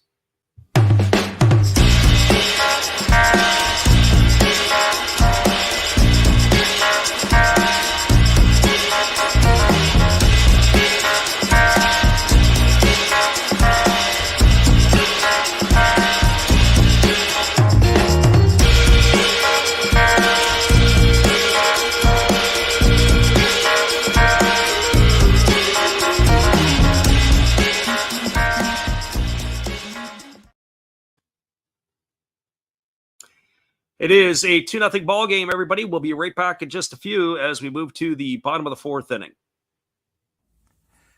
This is Steve Rademacher, and I'd like to introduce you to my channel if you haven't seen it before. These are all the things I enjoy: sports, autographs, relics, non-sports Hall of Famers, pseudo-sports, Star Wars. That's my channel name and my name. And I would really appreciate it if you would come check me out and maybe even subscribe if you like it. Thank you for that for now, and back to your ball game. Welcome back, everybody. It is going to be the heart of the batting order to come to bat for the Fighters here in the 4th inning. Chusei Manami, Yuki Nomura, and Gasuki Kato. So back to that again, as Connor says, he agrees that 1 game playoff the NPB. In fact, they could probably even win that game in the NPB, depending on who it is. All you need to do is have that pitcher come in and stick it to you. But over the course of a 162-game season, that's going to be where the separation and difference is made. And it even goes back to even coaching, too. Sometimes when you're you're in a college program or a summer program, people sometimes will look at it this way, or you're playing a pro-type schedule. And sometimes you got to lose a game to win 2, or sometimes you got to lose 2 to win 1, depending upon how your arms are shaping up. Here comes the first ball game, or the first pitch of the inning, and that's a split finger pitch swung on and missed by Manami. Manami 0 for 1 tonight. He's popped to short his only time up. Gracie Lynn says, color crazy, but she'd like to see a baseball Champions League. So there's a breaking ball that misses outside, counts 1-1. And in some ways, that actually happens in the winter leagues, because you think about it, the Dominican League and the Venezuelan League, the Colombian League, Curacao, Mexico, Cuba, they all get together, Dominican, Puerto Rico, for a Caribbean World Series. That fastball swung on and missed. Count as 1-2. I think last year it was in Maracay, Venezuela, were the hosts. So 1 ball and 2 strikes, but you're right, it would be more appropriate for the World Series to incorporate the KBO winner, the NPB winner, the MLB winner. I'm not sure what you would take out of Europe, because that breaking ball misses down and the count is now 2-2. If you guys ever want a good European website to look at, Mr. Baseball produces quite a bit of stuff. Here's the 2-2. Fastball swung on, it's lifted foul down the right field line, and the count is going to remain at 2-2. And what they were trying to provide were rankings of the European teams for a number of years. I don't know if they still do that or not. I haven't followed it so much since, of course, I used to coach over there. I don't know who's still involved with it. Used to be a fella named Philip Warfel was the main driver of that website. There's a fastball swung on, and it's lifted foul over on the first base side again, and the count remains at 2-2. But that would be actually pretty cool to be able to see some of that stuff.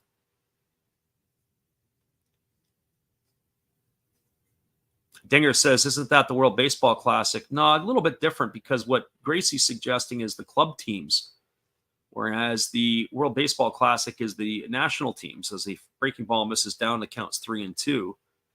So now you're getting the best club team from the United States and the best club team from Japan and the best club team from everywhere else, and you put them all together and you have yourself a playoff. The only problem is that because of the Southern Hemisphere getting a different time of the year, there's a breaking ball that misses down. They appeal to the first base umpire, but Manami did not go around. He's going to get himself a leadoff walk here. So he's got board with a leadoff walk, and that's going to bring up the designated hitter, Yuki Nomura. That's the third walk issued here tonight, and that's going to bring up Yuki Nomura, who walked his first time up. So Carter Stewart having some difficulty with the command of his pitches here in this one. 3 walks in 3+ innings here. As the right-handed hitting Nomura waits. We got John Sondheim in the house tonight. There's a fastball that just misses for ball 1, and the count is 1-0. Blood Diamond in the house. Appreciate you for jumping in here as well. Kinds of people popping in here as we were in the bottom half of the 4th inning. As the right-hander Stewart delivers, it is a breaking ball taken for a called strike, and the count goes even to 1-1 on Nomura. Blood Diamond asked the question about what's the best live bet for this game right now. Not sure. Some nights we have better gambler. I say better. Some nights we have more gamblers in the house than we normally do. So that's a good question for them. There's a breaking ball swung on. This ball is lined into left field. It's going to get down for a base hit in front of Yanagamachi. Stopping at second is Manami. And the Fighters have got something going here in the 4th inning, as they've got runners at first and second and nobody out. And that's going to bring up Kazuki Kato. John says the thoughts on TA fight. Is that the Tim Anderson fight tonight? If that is the case, we talked about that a little earlier against J-Ram. I'll say that J-Ram definitely showed that Timmy Anderson might have a glass jaw. He went down pretty hard there with that straight right. Those of you who didn't see it tonight, there was the Guardians and the White Sox. There was some bad blood got going pretty quick there after a double by Jose Ramirez. If he's talking about Jake Paul, well, you're in the wrong stream for that. He did have a pretty good baseball brawl tonight. So I didn't see anything in the UFC stuff. We've been here calling the ball. So the first pitch coming to Kazuki Kato. Runner at second is Manami. Runner at first, Nomura. Here comes the pitch. It's a breaking ball that misses down, and the count is 1-0. Our friend Connor says that you got to like the Fighters in this one. Well, last night I liked the Hawks. I like the way it started off for the Hawks here, but they really couldn't capitalize. They straight that bases loaded, and they had the opportunity to chase Ponce out of the game there in the 3rd inning. They haven't been able to capitalize on that. There's a breaking ball that drops in for a called strike, and the count's 1-1 now to Kato. They had a chance to run him out of the ball game. And on top of that, chance to blow this thing apart. But that has left the Fighters an opportunity to linger around a little bit. Here comes the 1-1 pitch. Breaking ball misses upstairs. The count's now 2-1 to Kato. So 2 balls and 1 strike. Blood Diamond says, yeah, I saw that Anderson got smoked.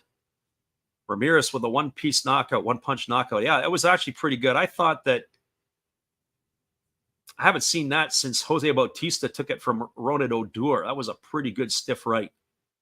There's a fastball that catches the lower part of the plate, and the count goes to 2-2 on Kato.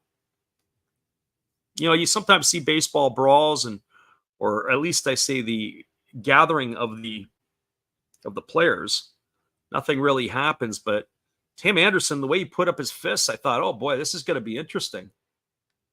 J-Ram with one shot took him right to the ground. In fact, I think J-Ram took a good shot. There's a fastball swung on, grounded up the middle. Imamiya fields it.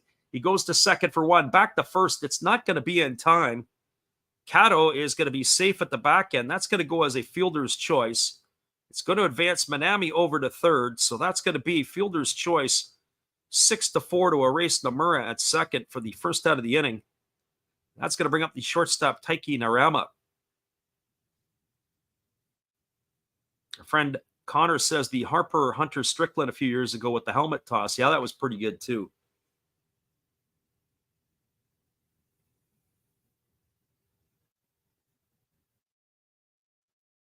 Connor says that Odor punch looked more polished than Ramirez tonight.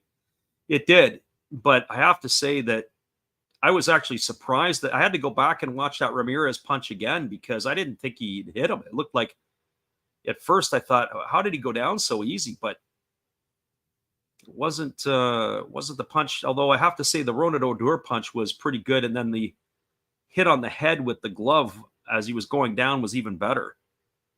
As there's a breaking ball taken for a call and strike by Narama. The count is 0-1. Narama tonight is 1 for 1. He had a single his first time up, but he was left stranded at first base.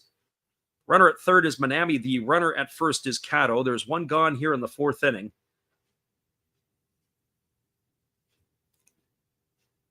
As the right-hander Stewart is ready to deliver, he kicks and fires. There's a fastball that misses upstairs. The count's 1-1.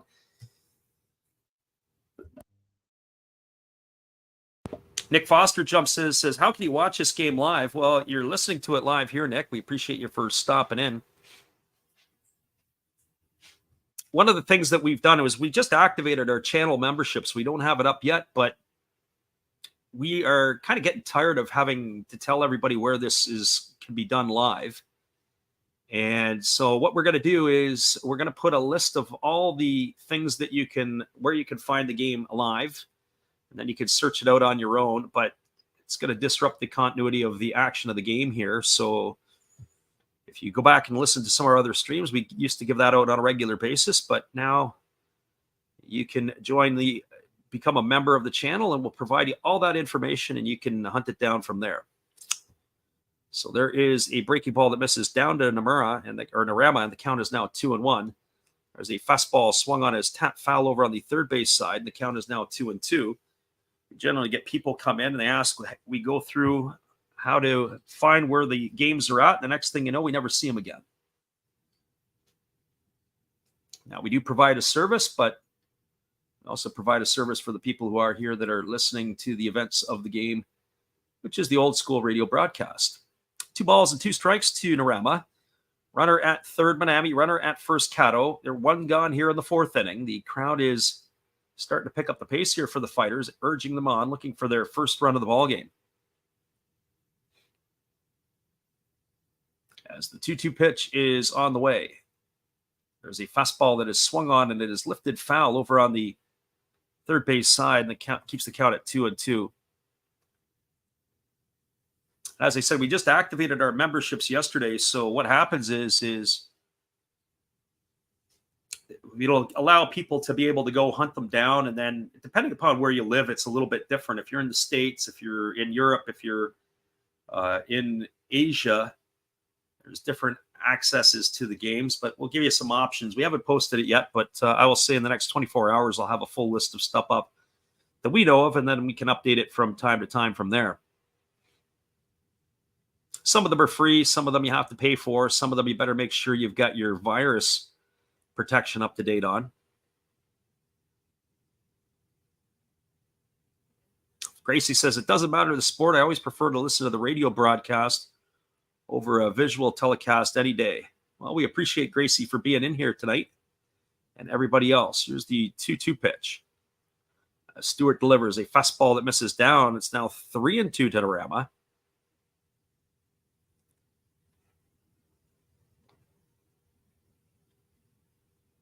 Alexander says people looking for their place to sweat their bet out. Yeah, it's getting into that fifth inning. We always get a chuckle. Usually the fifth inning is when we get the most people in our streams, as they come in at that point of the ball game, as they're looking to find out what's happening. It's 73 pitches right now for Carter Stewart.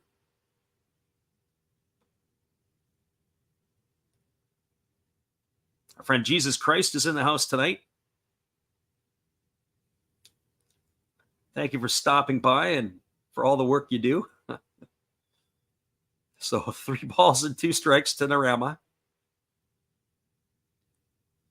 Blood Diamond in the house, and we appreciate you as well. 3 balls and 2 strikes it is here to the right-handed hitting Narama. Runners at the corners. Keep an eye on the runner, Kato at first, if he's going to be in motion.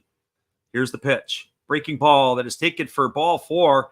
Kato was on the move, but he is going to advance over to second base. Narama is going to be aboard with a walk. That's the second walk of the inning issued by Stewart. And Takuya Kaya is going to go out and talk to his young right-hander, as the pitching coach and the translator are also on their way to the mound.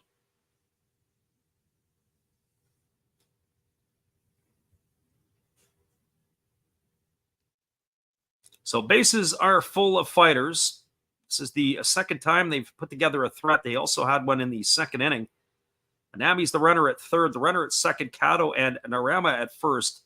It's going to be Tori Fushimi who's coming to the plate. The former Buffalo catcher turned fighter struck out his first time up.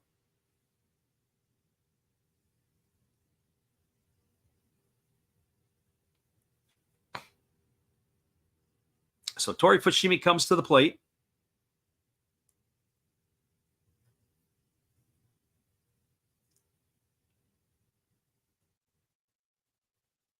Friend Kansas Gamer says he's thinking about the Grand Salami here.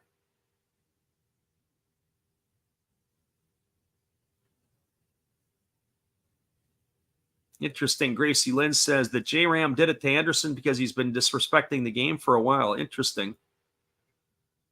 So here we go. 74 pitches here for Stewart. Bases are full. Fushimi steps in here to the plate. And now he's asked for time as he feels that Stewart has taken far too long.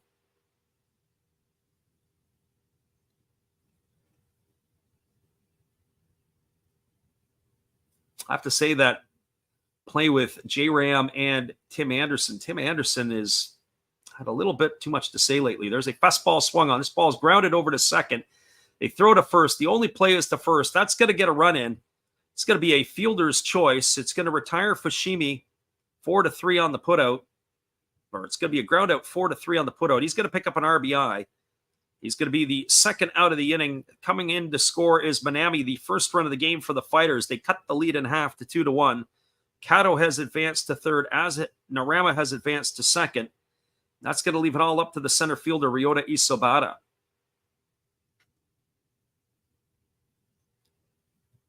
Well, for Isobata, he comes to the plate. He's got 1 walk in his trips to the plate.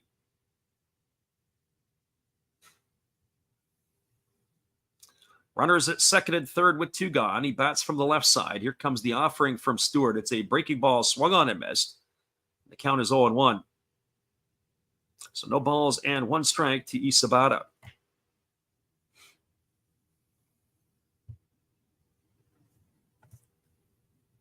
There is a right-hander warming up in the bullpen for the Hawks, and so this could be the end of the line for Stewart if he can get through this one. So here comes the offering as the righty delivers. It is a breaking ball that misses upstairs, and the count is 1-1. So 1 ball and 1 strike.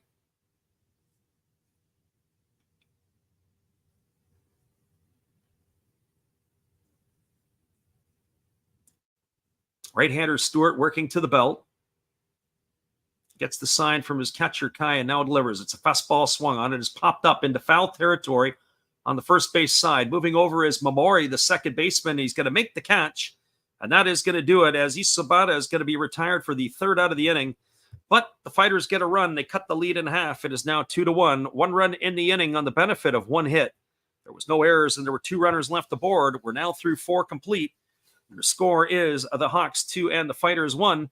Stick around, everybody. We'll be right back in just a few minutes after this. All the action in just a couple of moments. Hang tight. Appreciate you all for being here.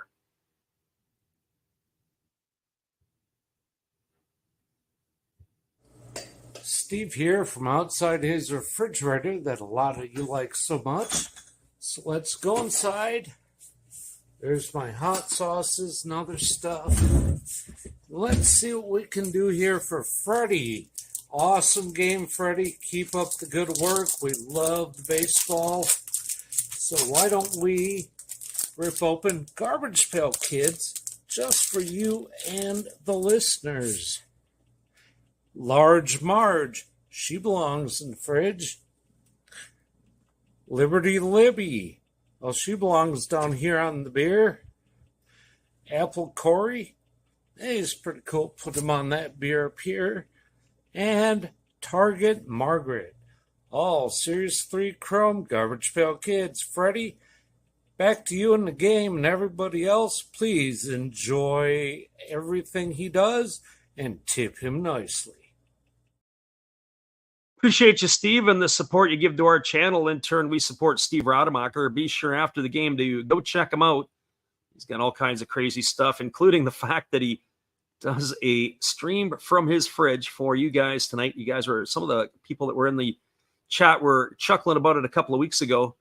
So he's done that there to keep everything on ice. Here comes the top of the order here to face Cody Ponce in the fifth inning. It's a breaking ball taken for a called strike, and the count is 0-1 to Masaki Momori.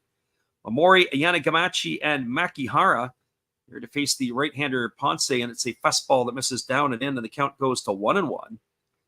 Momori tonight has a single in 2 trips. He scored the first run of the ball game for the Hawks. He's also popped out to the first baseman as well. Here's the pitch. Fastball that misses inside, and the count now goes to 2-1. So 2 balls and 1 strike.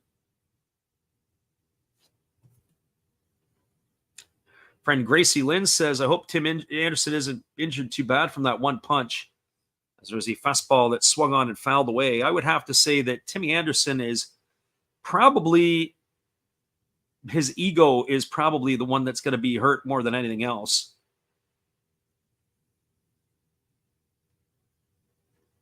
I think the White Sox are in a lot of trouble, or they are in trouble. There's a fastball swung on. It's grounded over to third, fielded by the third baseman, Kiyomiya, and he throws it up the first baseline.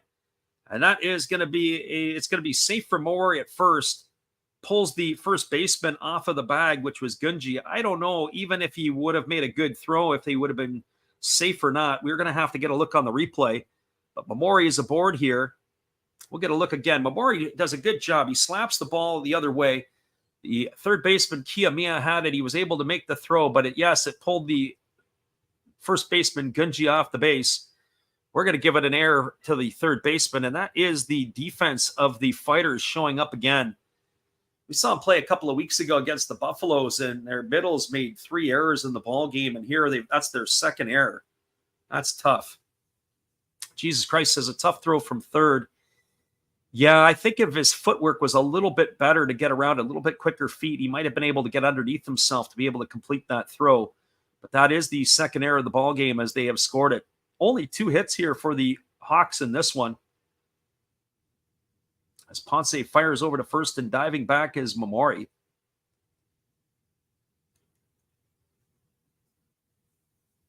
Jesus says that he recommends visiting Asian country. They like the whites. Well, I think that all kinds of countries have their pluses and their minuses. That's definitely that. I know certainly when I walk around in Japan that I'm an absolute giant. Jose Rodriguez, everybody calls the players locally as Popeye. First pitch fastball to Yanagamachi misses, and the count is 1-0. Yanagamachi, but tonight is 1 for 1. He's got a double. He's also walked and scored a run.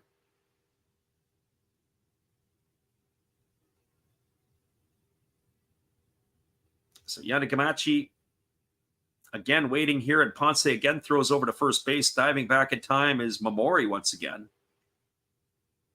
As I said last night, Yanagamachi was on base all night long. He reached the first couple of times on fielder's choices. And then he had a couple of knocks and a walk and whatever else. Again, they throw over to first, and again, getting back in time. In fact, last night I made a gaffe of it. He came to bat 6 times, did Yanagamachi last night. Twice he reached on a fielder's choice. He had 3 singles and a walk. And tonight he's got a walk and a double. So he's been on base in this series 8 times in a row. He's looking for his 9th time. Here's the pitch.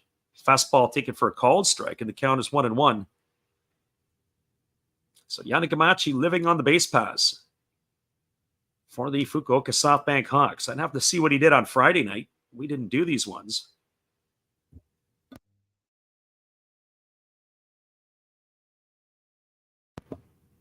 Yeah, I'm curious to see how many games that these two guys are going to get tonight for their fists, or at least for the fist hitting Tim Anderson's jaw. There's a fastball swung on. This is lifted into shallow left center field, and that ball's going to get down for a base hit. A nice job by the center fielder, Isobata, to fake like he was going to catch the ball. That ended up holding Mamori over at second base. He wasn't sure if that ball was going to drop or not, but the streak continues for Yanagamachi. Between last night and today, that's 9 times in a row that he's reached base. That's pretty impressive. They've got runners at first and second here with nobody out, and that's going to bring up the center fielder, Taisi Makihara. And for Makihara, he is 0 for 1 tonight. He's also walked. Very similar situation, as I said the other night when Cody Ponce was pitching last week. You could just see where he's getting to a point where he's running out of steam, and I think we're at that point right now. But again, they stayed with him a little too long last week, and he got roughed up, and this may be a similar situation here. As the right-hander works to the set, 89 pitches for the right-hander. They squared a bunt, and this ball is bunted foul right at home plate, and the count is 0-1 here to Makihara. So no balls and 1 strike. Again, we'll be back on the airwaves tomorrow morning for some Major League Baseball. It'll be the Tigers and the Rays. So if you're up early, jump in with us. We'd love to have you around. Tigers and Rays for all the action. There's a left-hander now up and throwing in the Fighters bullpen, so action for both teams. Not sure if Stewart will come on in for his bottom half of the inning. He is getting up in his count, too. Again, squaring to bunt is Makihara. He gets it down. It's a good one. Fielded by the catcher, Fushimi, who throws to first. That's going to be a sacrifice. That's going to go in the books as a 2-4 putout to retire Makihara. Advancing over to a third is Mamori. Over to second is Yanagamachi. And then it's going to bring Yuki Yanagita to the plate.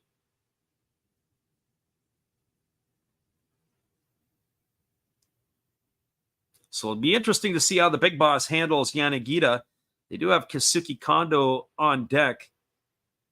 Yanagita tonight is 0 for 2. He has reached on an error by the shortstop, and he has grounded out to first base.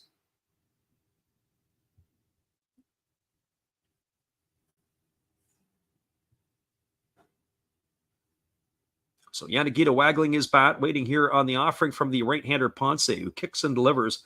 Fastball swung on and fouled away, and the count is quickly 0-1. Hawks here looking to get that run back that they gave up in the last inning. That's the other thing that pitchers need to do, is they need to come in and put up a 0 in the next inning when your team gets the run. You got to be able to maintain that momentum. That's something that they haven't been able to do here. The error by the third baseman Kiyomiya, then a base hit by Yanagamachi. Got something brewing here for the Hawks. There's a fastball that misses outside, and the count goes to 1-1. Last pitch was at 94 miles an hour on the gun. Our friend Gracie Lynn says she's tapping out for the rest of the night. Well, we really appreciate you for being here, Gracie. We thank you for stopping in and jumping into the chat. You're a big part of our program here tonight. And we look forward to seeing you hopefully again next week before we make our way to the land of the rising sun. There's a fastball swung on and fouled away, and the count goes to 1-2 on Yanagita. So 1 ball and 2 strikes.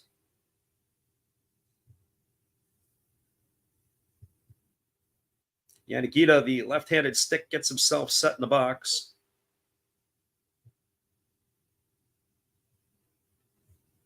1 ball and 2 strikes here to the star outfielder for the Hawks. Here comes the pitch. It's a fastball that misses upstairs, and the count now goes to 2-2. So 2 balls and 2 strikes. I was saying about interesting merchandise a couple of weeks ago. I like the third jersey hat that the Fighters had. I also like the hat here that the Hawks have. It's kind of a cool looking hawk. If you're into the merch of some of these teams, that's a cool piece. Just like the Carp have some neat stuff. There's a breaking ball that misses down. Peel over to the third base umpire, and that is going to run the count now to 3-2 to Yuki Yanagita.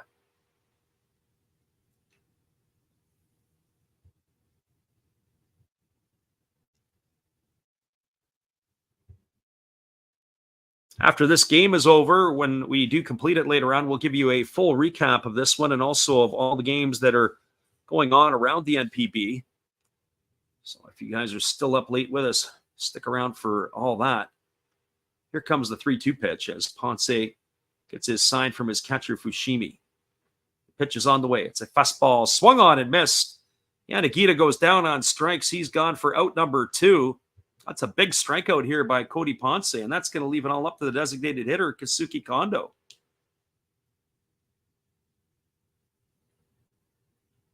Well, they do have an open base, and Kondo now leads the Pacific League in runs driven in.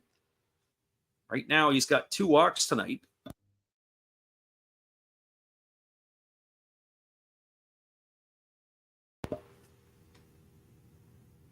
As Kondo comes to bat, hitting .292 on the season with the 15 homers and 58 RBIs.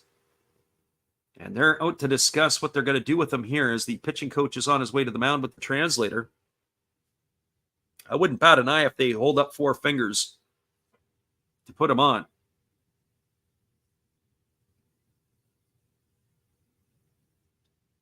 Blood Diamond says that was a big K, and it sure was in that situation. Yanagita. Interesting that they put Yanagita and Kondo back-to-back, 2 left-handed batters. They did have Fukuoka up in the pen, who is a lefty. They allowed Ponce to pitch here. And, of course, on deck is Akira Nakamura. So we're going to allow Ponce to try to wiggle out of it. I'd be shocked if he came out for inning number 6. So Kondo at the plate here. Waiting on the first offering from Ponce. Getting a chance here to try to reestablish this lead. The first pitch fastball swung on. This ball is lifted into deep center field. Moving back and on the warning track and making the catch is Isabata.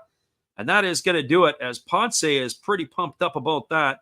That's the 3rd out of the inning. So he's able to wiggle out of the jam. No runs in the inning. There was a hit. There was an error and there were 2 runners left aboard. Your score as we move to the bottom of the 5th inning, it is the Hawks 2 and the Fighters 1. Stick around, everybody. We'll be right back in just a couple of moments with all the action for the bottom of the 5th inning. Not sure what the over-under tonight was for the first 5, but it's got to be coming up close. We'll be right back after this. Last Raps Baseball would like your support. Memberships are available on our channel now. We will share with you some behind-the-scenes items that are not baseball-related, like the culinary cuisine of Japan, take you to cool Japanese public batting cages, drop in on some amateur practices in and around the Osaka and Tokyo areas, check out the unique gaming and electronic experiences in the world of Akihabara and other locations, maybe even take a ride on a Mario Kart, visit some of the cool markets all over the country, including this one in Tokyo at Nakamise Dore. But don't worry, you won't be left holding the bag.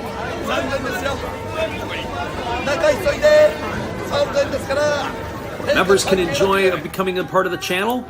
We'll have something for everyone's viewing pleasure. Become a member of Last Rouse Baseball's channel today. Monthly memberships start as low as $1.99 per month. Welcome back, everybody, and we want to acknowledge Rhodes Scholar, who joined us as a member earlier today as we announced our memberships yesterday. As we said, we're going to have some behind-the-scenes things and different stuff, and we are going to be posting some things up. The first thing that we are going to be listing up there for videos We opened a bunch of baseball cards and some packs with Eric Fox when he was in town here earlier in the spring, and some of those will get released. He's got some pretty entertaining stories to go with some of the stuff that we have open, but that is what we're planning to do on the back end, as well as some other stuff. We will continue to do the daily here, what we are doing on our channel, so nothing has changed.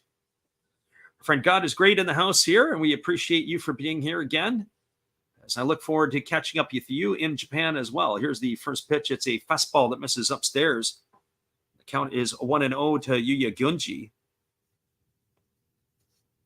All kinds of fun and entertaining stuff in our journey over to Japan. There's a breaking ball that misses upstairs. The count now goes to 2-0. Got to get to see a friend of mine who works in the Mizuno store and manages in the Mizuno store in Osaka. I've got a custom pair of cleats done up.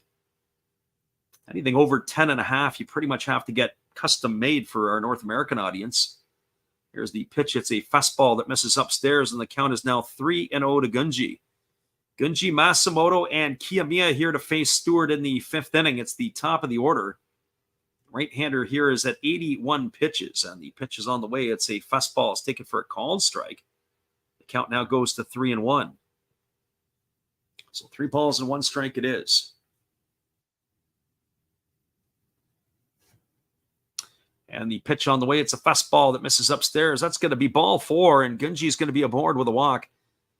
Last night, the over-under through the first 5 was 6.5, and when the game started, we said, no way was that going to happen.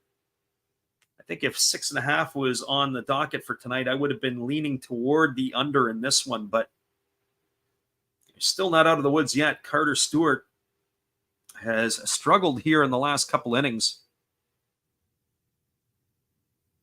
That's his 5th walk issued on the evening, as Gunji's aboard here with a leadoff walk in the 5th. I have to go back to the drawing board. You can't be walking 1 per inning and hoping for a lot of success. He's been able to dodge bullets. He gave up that 1 run in the last half inning, but that is a recipe for disaster. Matsumoto is already squaring the bunt. They throw over to first base, and diving back in time is the runner Gunji. Friend Kansas Gamer is fist pumping, hoping somebody can go yard. Well, it's not going to happen if Matsumoto is squaring the bunt. I can tell you that. Our friend Blood Diamond says it is a great way to start the inning. There's a bunt. It's down. It's a good one. Kai tries to field it, and he drops the ball, and now we got trouble. That's going to be an error on the catcher, Takuya Kai. Matsumoto is going to be safe at first. Gunji is going to be safe at second. And the usually reliable Takuya Kai has exhibited some stone hands here in the 5th inning. It's an error on the catcher.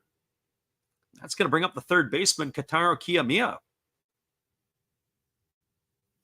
So for our friend Kansas Gamer, you may not have to have somebody go yard if they're going to kick the ball around as they've been doing.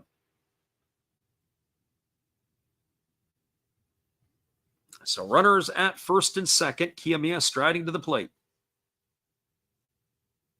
Not a good situation. Well, either 2 things are going to happen. The guys are going to get excited because this inning's going to blow up, or we're going to see a triple play or something crazy on the defensive side, because the fighters can probably do it both ways. Maybe run themselves out of an inning. Who knows?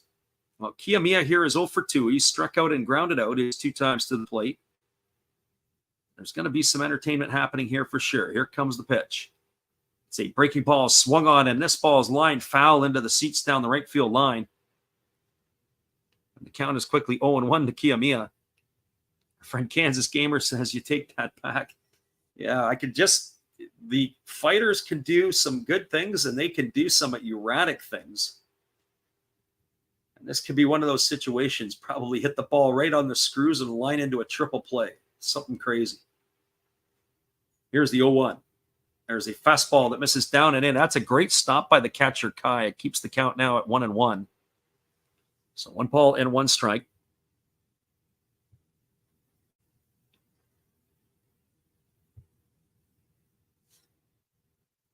Blood Diamond says he's about to rake the ball. Well, he did rake it, but he raked it foul down the right field line on that first pitch he saw from Stewart. Kiyomiya homered in last night's ball game. He does have 25 runs driven in on the season, and he's got some juice in the stick. Here comes the 1-1. It's a breaking ball that misses up and away, and the count now goes to 2-1. So 2 balls and 1 strike.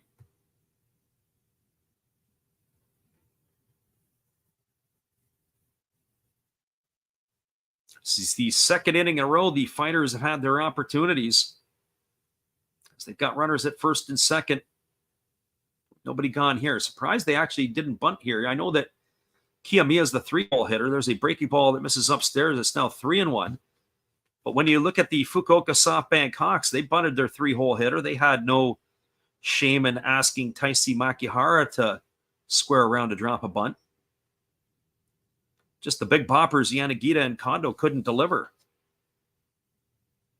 So Kiyomiya here waiting on the 3-1 pitch from Carter Stewart. It's on its way. It's a fastball that misses inside. That's going to be ball 4. And Kiyomiya is going to be aboard. That's going to load the bases.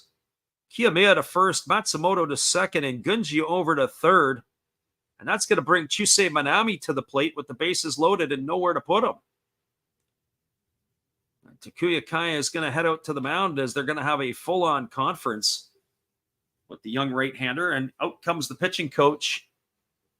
Saito is on his way to the mound to talk to Carter Stewart.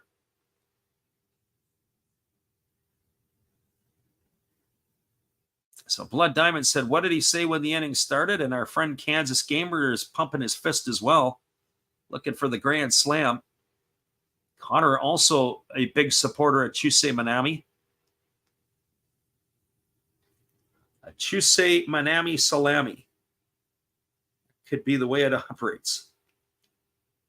Well, for Manami tonight in the ball game, he is 0 for 1. He has popped the short and he's walked and scored a run. He's got 16 homers on the season and 49 runs driven in. This right here is an opportunity to put some stats together here. Base hit here should score 2. So here he is ready on the first offering from Carter Stewart. Stewart comes, holds set at the belt. Pitch number 90 on the way. There's a breaking ball that is waved at and missed, and the count quickly goes to 0-1 on Manami. So no balls and 1 strike. Ponce is probably fist pumping big time here. If he knows he's off the hook, if they get 1 run, he won't get tagged with a loss. I would think that they're going to be going to their bullpen. It would be the Fighters. Here's the pitch. It's a fastball swung on, and this is lifted foul down the right field line. Count is now 0-2. 6 walks allowed tonight by Carter Stewart. He's only given up 3 hits, but just far too easy. You can't defend the walks. That's so difficult. He's at 91 pitches. If I do the count at the end of the game, I got to say he's got to be around just slightly more than 50% strikes. Maybe. Here's the 0-2 pitch. Breaking ball, swung on, tapped over to third. Sunagawa comes home with it for 1. They go over to first, and it's not going to be in time. Oh, what a play over by the first baseman. Nice job by Akira Nakamura to pick that ball out of the dirt, and they're going to want to go and have a look at the replay on this one. Fujimoto came right out of the spot.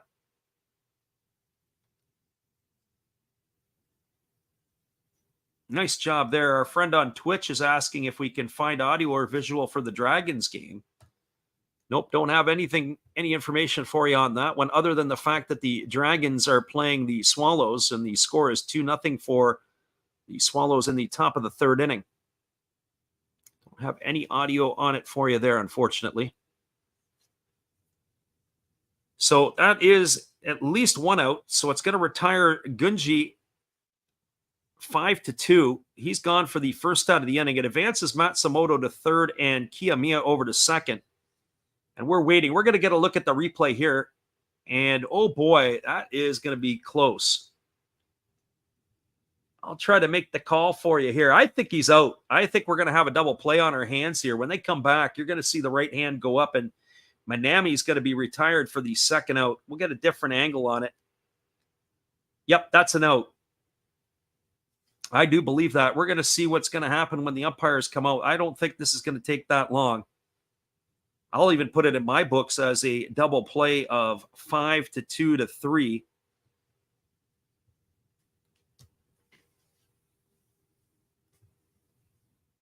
we're waiting on the umpires here, and here they come, and the official call is an out. That's going to be a double play.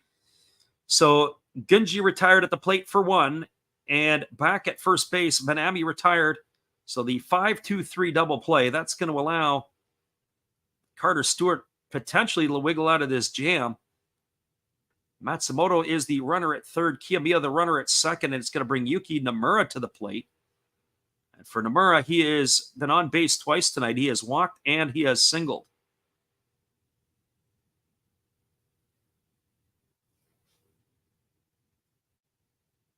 Our friend A.R. Brock, who was listening on Twitch, asking about the Dragons games, but it won't be the Dragons. It'll be the Central League matchup between the Giants and the Bay Stars next week on Thursday and Friday, North American time. We will be on the call for those. Hopefully you can join us for all the action. Don't do a lot of Central League stuff on the channel, but we will that night. So hopefully you can be there. Here comes the offering from Carter Stewart. It's a fastball swung on and missed. Count is quickly 0-1 to Nomura. We'll say this, Carter Stewart has been throwing a split finger pitch, and that was on display there with the first pitch. So no balls and one strike.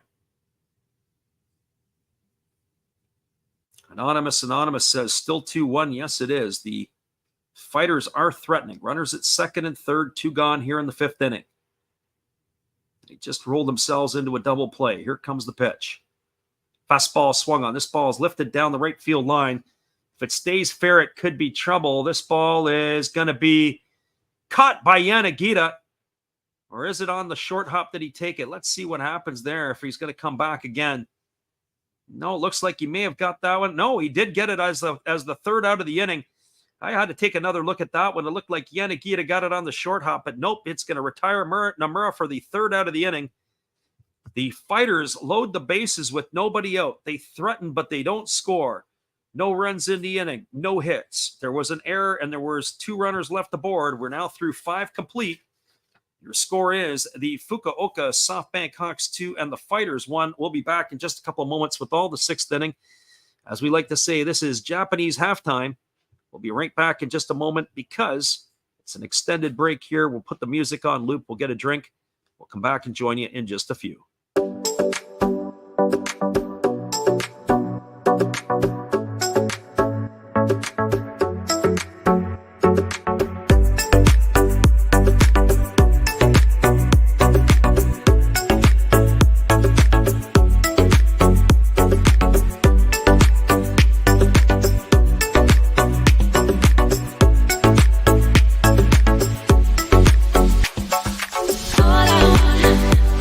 All I want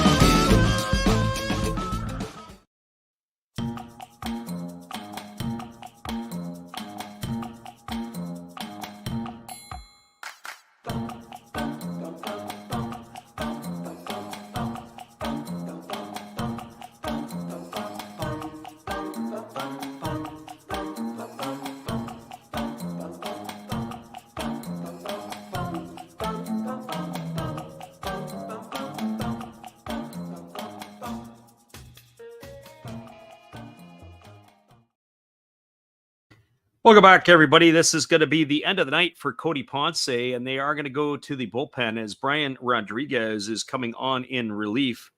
So Rodriguez here to pitch. He is enjoying his 6th season with the Hokkaido Nippon-Ham Fighters, entering his 27th game of the year.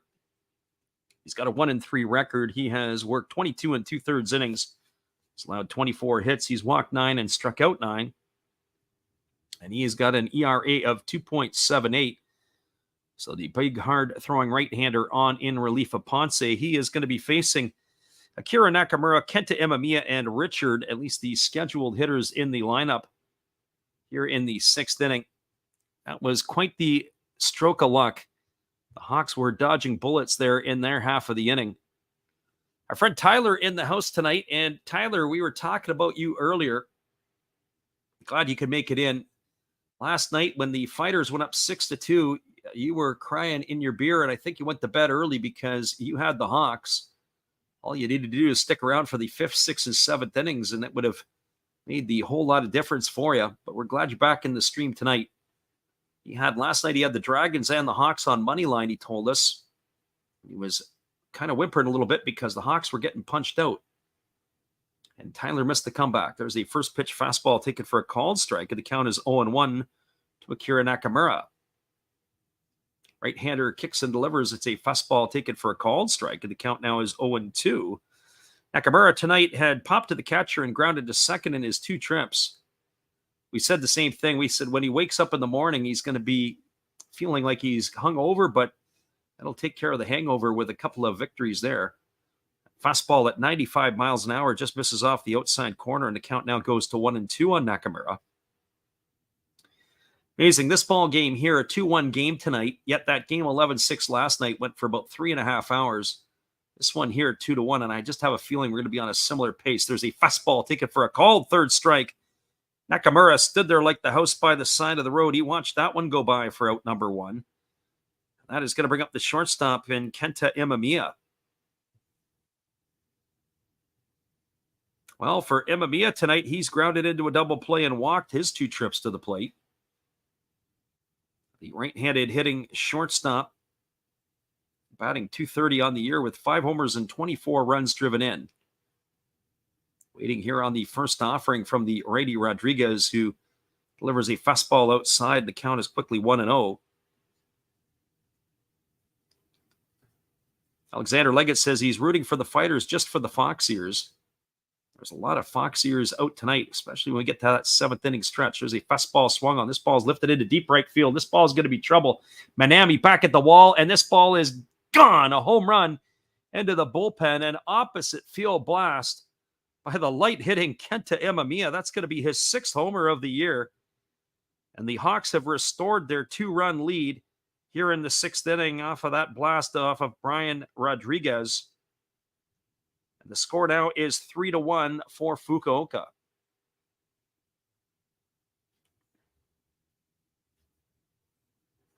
Our friend Shotgun Shell laying in the weeds there says bombs away.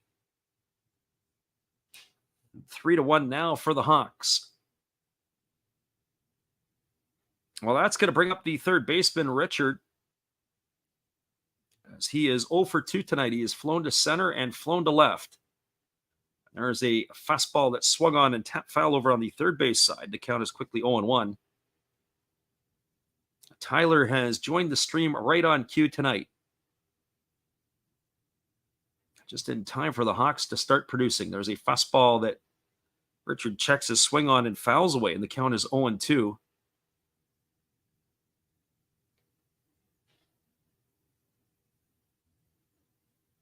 Tyler says you got to love a home run as soon as they bring in a new pitcher. Yeah, I think the best before date on Cody Ponce was done for this one. Here's the pitch. It's a breaking ball, waved at and missed, and Richard is in the books for the 2nd out of the inning. So 2 up that's 2 down here after the home run by Imamiya, and that's going to bring up the catcher, Takuya Kai. Alexander says, who you rooting for, Zay? Well, I think Zay likes the Fighters, but probably lamenting the fact of having to watch the Hawks here. put it to his team. Here's the first pitch to Kai. It's a breaking ball that misses down, and the count is 1-0. The pain that the Fighters are going to suffer here, but I can see with their lineup, there is going to be light at the end of the tunnel. In the next 24 months, this team here, if they can add a couple of more arms, they're going to be a very dangerous group. Fastball, the Kai misses down, and the count's now 2-0. Got a lot of young talent over there. If they can bring it together, maybe add a couple of little pieces. Here's the 2-0 offering. It's a fastball taken at the knees for a called strike, and the count is now 2-1. So 2 balls and 1 strike to Takuya Kai.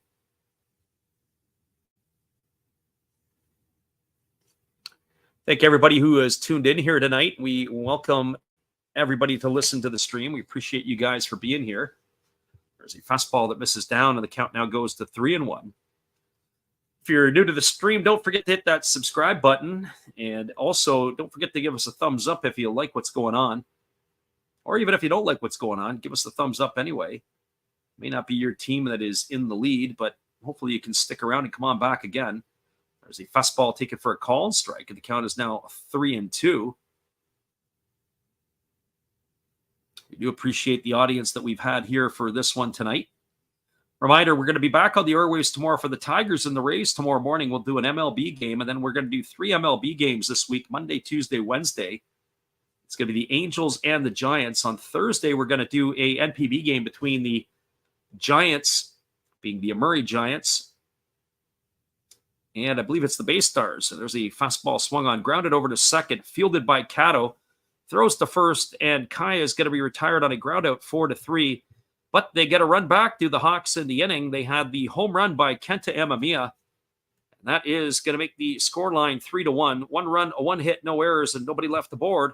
Moving to the bottom of the 6th inning, and it looks like Carter Stewart's night is over, as they are going to be going to the bullpen. We'll be right back in just a couple moments. We appreciate you guys for listening in with us. Hold tight. We'll be right back after this, and maybe with some Foxes.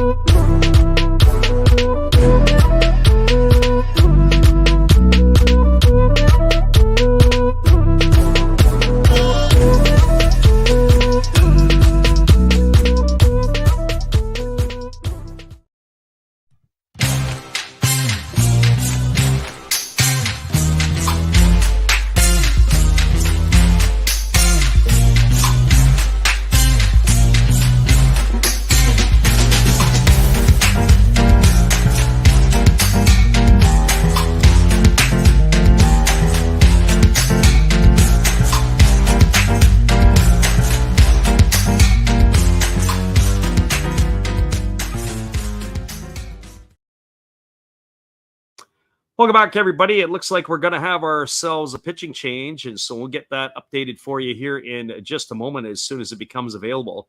So Carter Stewart's night is done. He was definitely an escape artist in this one, walking 6 batters in his 5 innings of work. He did only allow 3 hits, but it was a not necessarily an efficient performance by his standards.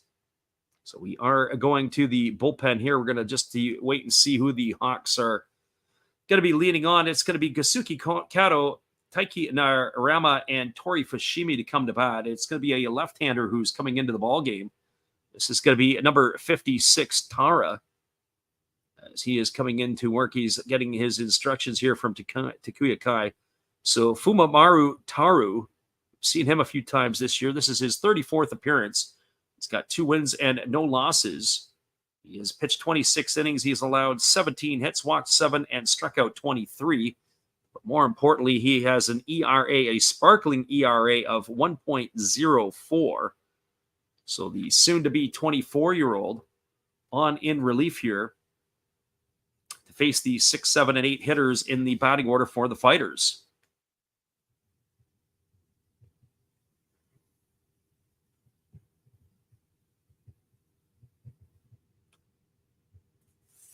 So up steps Gasuki Kato, who this evening is officially 0 for 2. He has popped to the catcher and bounced into a fielder's choice. The first offering is on the way. It is a breaking ball that drops in for a called strike, and the count is quickly 0-1. When I think of a guy like Taru, the left-hander here, he probably won't peak till he's about 37 years old, so he's got a long ways to go. Left-handers and situational left-handers can play this game a long time. We're probably witnessing a young fellow who will be around for a long time. 0-1 on the way. It's a breaking ball waved out and missed, and the count now goes to 0-2 on Kato. I remember Jesse Orozco, when he played in the big leagues, it seemed like he was around forever. A long time New York Met. I think John Franco was another one. I think he was a Met and a Cincinnati Red. Seemed like he was around forever. Here comes the 0-2 pitch. That's the lefty Taro ready to deliver. He kicks and he fires. It's a breaking ball that misses outside, and the count goes to 1-2 on Kato. When I look at this lineup, or the offensive lineup for the Fighters, I say this has got to be one of their stronger lineups. I think only Ariel Martinez missing would be an improvement in the lineup. But for the most part, I think this is one of the better ones offensively that they can roll out. On the flip side, for the Hawks, I would think that Kurihara at third base over Richard obviously would be a more natural selection, but that's probably about as strong a lineup as the Hawks can roll out offensively. So that breaking ball misses down, and the count now goes to 2-2. So 2 balls and 2 strikes to Gasuki Kato. Kato was not in the lineup last night. He did not get the start. It was Kamikawa Kabata who was the second baseman in last evening's game. As the 2-2 is on the way, there's a breaking ball swung on. This ball is lifted into right center field. Moving over underneath it is the right fielder Yanagita, and he's going to make the catch. That's going to retire Kato for the first out of the inning. So 1 up and 1 away. That's going to bring up the shortstop, Taiki Narama. Well, for Narama tonight, he is 1 for 1. He singled in the second inning, and he also drew a walk in the fourth. He's been aboard twice. He had a triple and an RBI in last night's ball game. So swinging the bat fairly well. He did boot a ball earlier tonight. So struggling on the defensive side of things. Here comes the first offering from Taru. And it's a breaking ball that just misses off the outside corner, and the count is quickly 1-0. 1 ball and no strikes.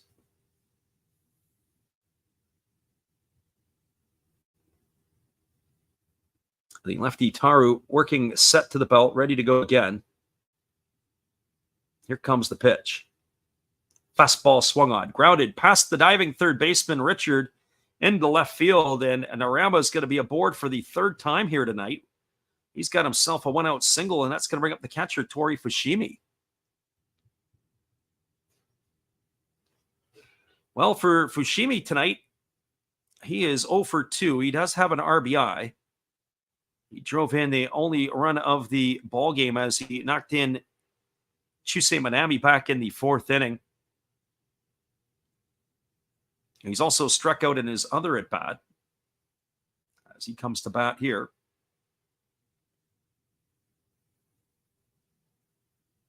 Establishing his lead over at first is Narama. Narama has yet to steal a base on the season. He can run a little bit. For Fushimi, his average is dipped to 200. He's got a couple of homers and 10 RBIs. This is the weaker part of the batting order for sure for the Fighters. There's a breaking ball that catches the outside corner for a called strike, and the count is 0-1. So no balls and 1 strike it is.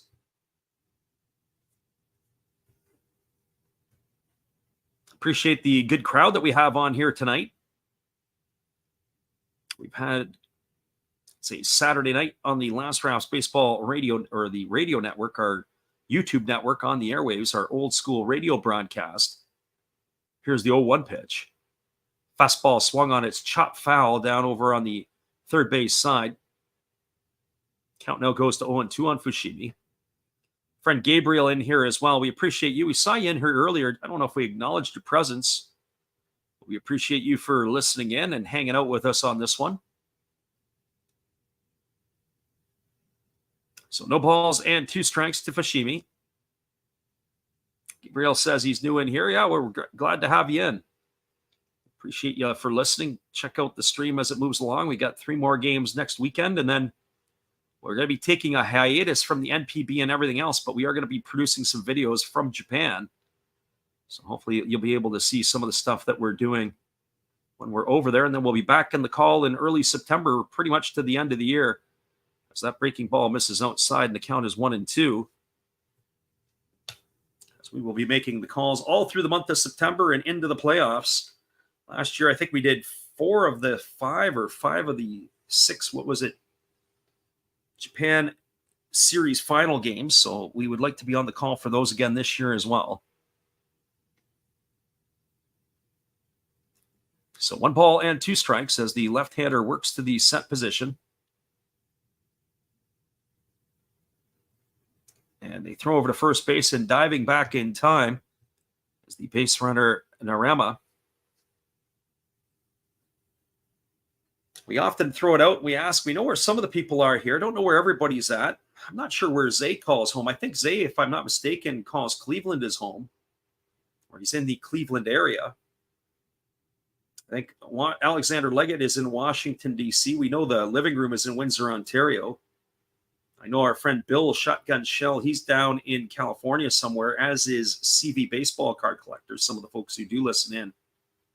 There's a fastball swung on. This ball is grounded over to first, fielded by the first baseman, Nakamura. He throws to second for 1, back to first, but it's not in time. Nice play there by Akira Nakamura. He had to move to his glove side into the 4-hole to field the ball. He fires it over to second to retire Narema. That's a fielder's choice. It's going to go 3-6 in the books for the second out. Fushimi's going to be safe at the backside. That's going to leave it up to the center fielder, Ryota Isabata. Also a good play by the pitcher, Tara, to get over to cover. He raced over to the base. Nice job by Imamiya to get rid of the ball at second, but Fushimi was hustling down the line. He's in there safe. As Zay says, he's about 40 minutes from Cleveland. It used to be about 2.5 hours from Cleveland. 2.5 hours. Here comes the first offering to Isabata. And it's a breaking ball that misses outside for ball 1. And the count is 1-0. Yeah, Tyler's never told us. I can't remember if Tyler has or hasn't. I was thinking about putting a map or a global map up where people would listen to games. When Ben Roberts was living in Yokohama, he was a regular in our late nights. He's also in the Cleveland area. We don't see him as regular because of the time difference in his work schedule. There's a breaking ball that misses inside. That's 2 balls and no strikes to Isabata. Tudo says he's up because USA women's soccer game is about to start, or is going to start in about 2 hours and 33 minutes. I don't know if that's a knockout game or if that's one of the last games of the round robin. Haven't been following the World Cup tightly. Here comes the 2-0 pitch. As the lefty delivers, it is a fastball taken for a called strike, and the count now goes to 2-1. Tyler is in Indianapolis. I thought there was somebody else in Indianapolis as well. I remember being in Indianapolis. They used to have the Circle Center. That was the one thing I remember. Also remembered there was a highway that was like a bypass that circled the city as well. Got to get to the old RCA Dome. Saw a couple of football games there. Saw Baltimore and Tampa there. 2 different years. There's a breaking ball that's taken for a called strike, and the count now goes to 2-2 on Isabata. Tyler says it's the round of 16. Gabrielle says USA has a hard game. Sounds like it's USA and Sweden. I think Jamaica beat Brazil tonight. I think if I heard that correctly. So here comes the 2-2 pitch. As the lefty checks the runner and delivers, it's a fastball swung on and tap foul behind home plate. The count remains at 2-2 to Isabata.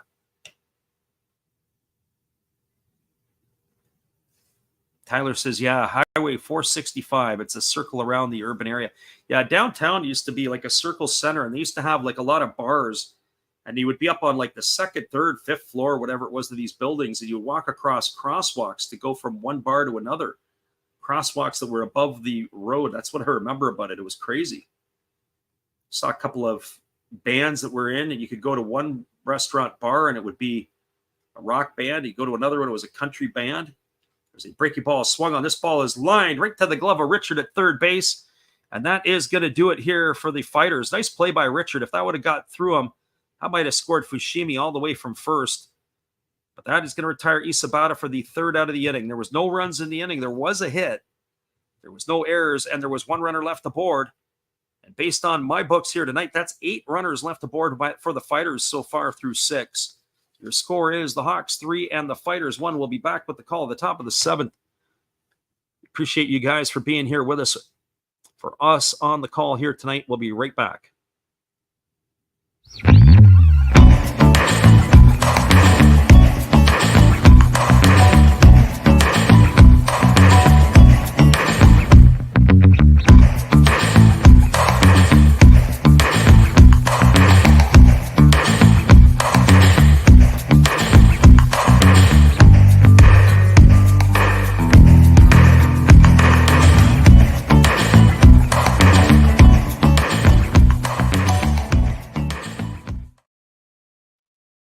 Score lines 3-1. We are moving to the top of the 7th inning. We'll be right back after this from our friend Matt. Well, you've got to have an ace in the hole, a little secret that nobody knows. Life is a gamble, a game we all play, but you've got to save something for a rainy day.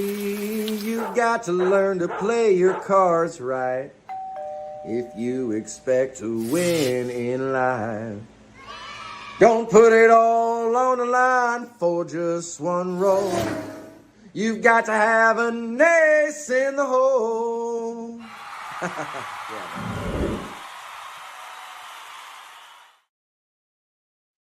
Welcome back, everybody. We are moving to the top of the 7th inning, and it is going to be the top of the order coming to bat for the Hawks. That'll be Momori, Yanagamachi, and Makihara. We do have a pitching change now for the Hokkaido Nippon-Ham Fighters as they are bringing in a lefty in to pitch. This looks like it is Shun Fukuda, and that is exactly who it is. He's going to be taking over here. The Fighters' left-hander is making his 16th appearance of the year. He's got 1 win and no losses. He's worked 14 2/3 innings. He's given up 5 hits. He's walked 4 and struck out 11. And he has yet to give up an earned run in his 14 2/3 innings of work. So the 26-year-old left-hander on in here to face the top part of the order for the Hawks. He's the third pitcher used tonight. He follows Cody Ponce and Brian Rodriguez. So Shun Fukuda here on in relief in a 3-1 ball game. So Momori here, waiting on the offering from the lefty Fukuda, who delivers a first pitch fastball at the knees for a called strike. Momori's been on base twice tonight. He's singled and scored a run. He reached on an error, and he popped out to first his first time up. There's a fastball swung on and missed, and the count now goes to 0-2. So no balls and 2 strikes. Tyler says the Skywalk is the name, as it is connected. There's a fastball that misses down, and the count now goes to 1-2.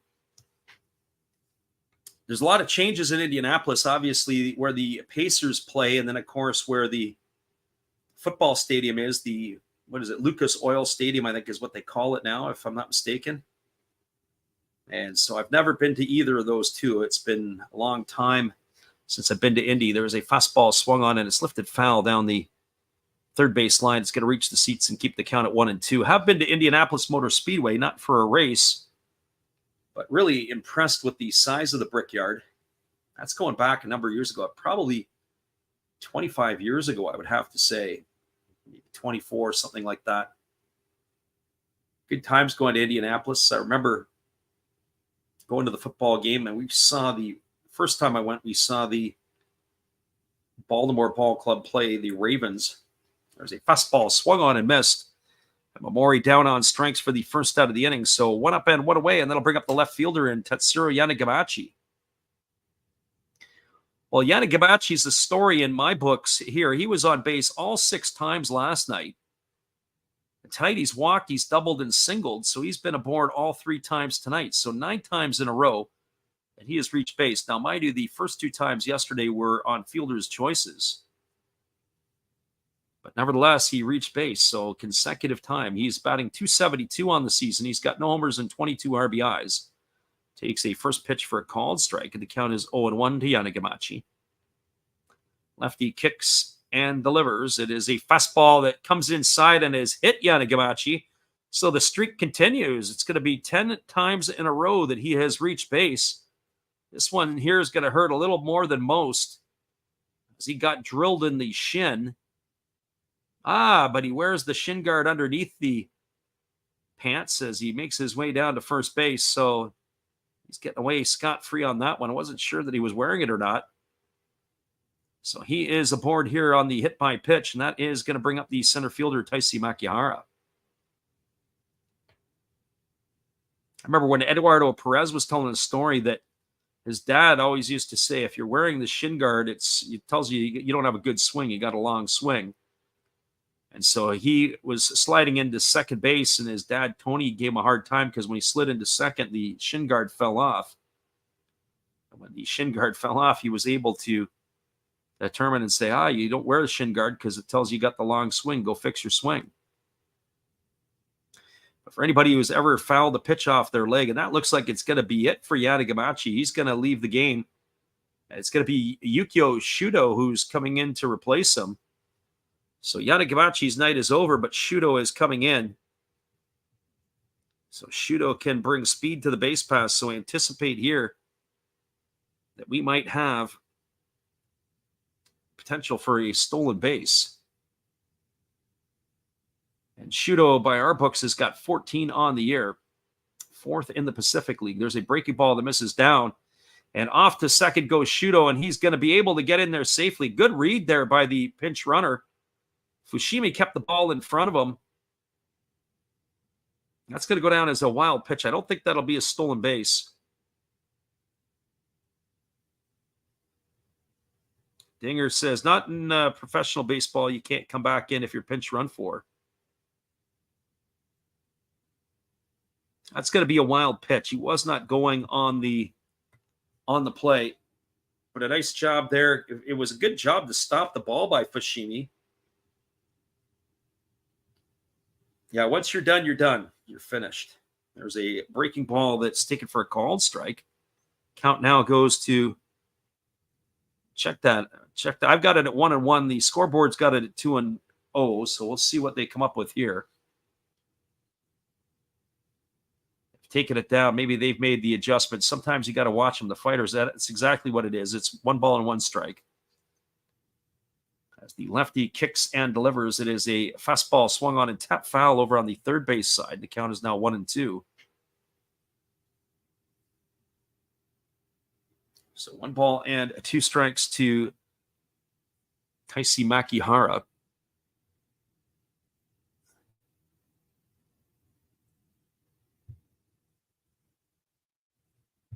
As we said, there's only one other game going on in the NPB tonight, and that is between the Swallows and the Dragons.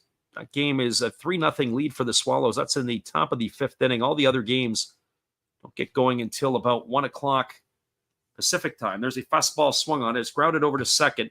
Fielded on the backhand by Kato. He throws to first. That's going to advance Shudo over to third. But that's going to put the second out up on the board here for the Hawks. That's going to leave it all up to the right fielder, Yuki Yanagita.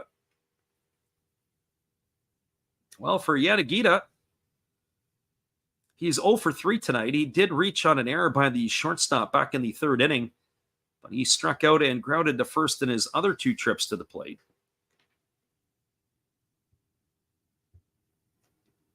So he bats here from the left side with 2 gone here against the lefty Shun Fukuda.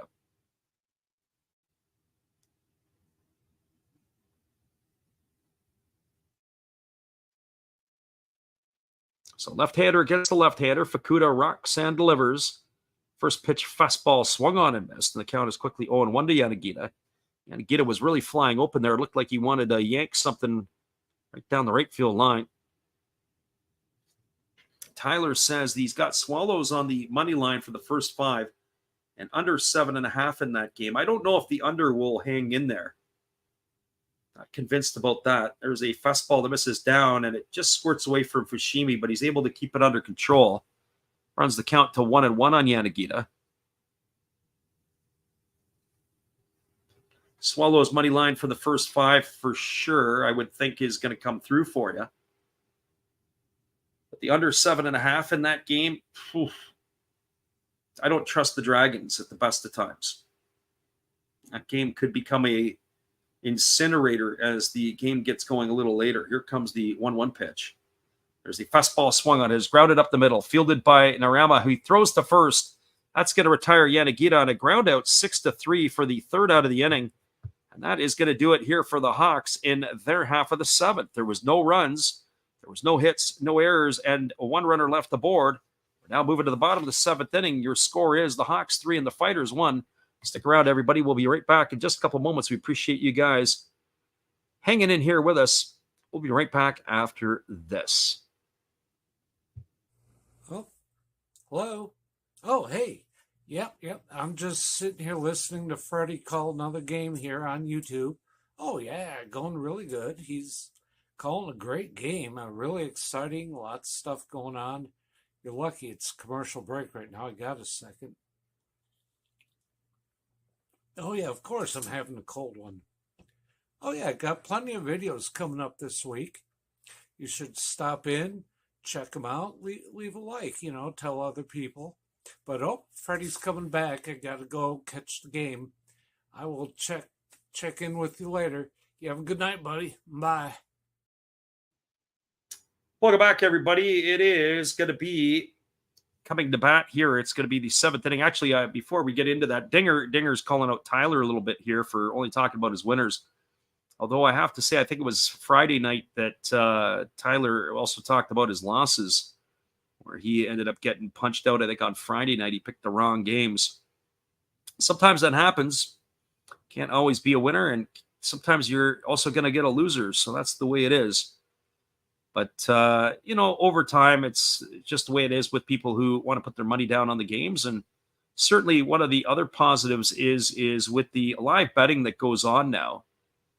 You can change your bets. They've got insurance. There's all kinds of options. The betting houses, I have to say, have gotten really, really creative in terms of stuff. So, if you make your bets 2-3 innings into the game or an inning, maybe you don't get the odds, but it gives you something of what I would call, quote unquote, a more for sure bet, or at least something that you feel more comfortable in doing.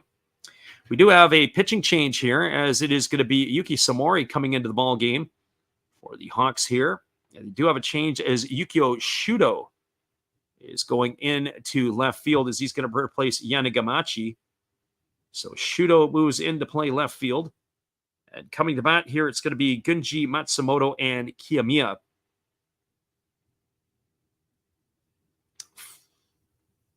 For Samori on the season, it's his 43rd appearance. He's got 3 wins and 3 losses. He's worked 36 and a third innings, 27 hits. He's walked 17 and struck out 34. He's got an ERA of 2.97. So he's going to be facing the 1, 2, 3 hitters in the order. So Samori on in relief. Pitcher number 3 used now by the Hawks. So the right-hander ready to go to work. And the first offering on the way here to Gunji. He kicks and delivers. It's a fastball that misses inside for ball 1. Count is 1-0.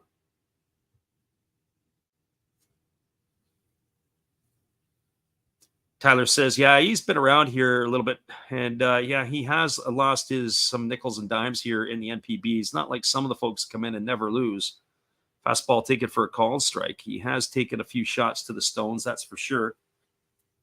You have a few people that come in all the time, and sometimes they never win, and sometimes you get on rolls. Sometimes you pick off and you're able to do things, but betting on baseball is hard. Betting on Asian baseball is even harder. There's a fastball ticket for a called strike, and the count is 1-2.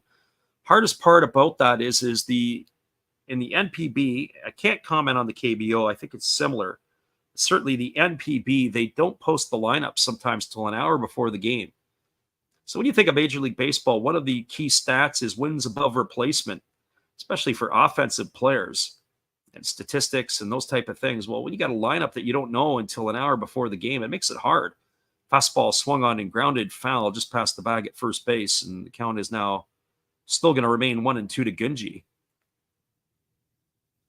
Our friend Blood Diamond says, can we finally put some runs on the board? There has been a lot of opportunities. The Fighters in particular in this one here have stranded 8 runners on the board or on bases. If they could have had a couple of clutch hits, this could be a different ball game. They just can't seem to be able to do it. They had a pile of walks. They only have 4 hits. They just can't get the clutch hit when they need it. There's a breaking ball swung on. It's lifted foul into the seats down the right field line. The count remains at 1-2 strikes.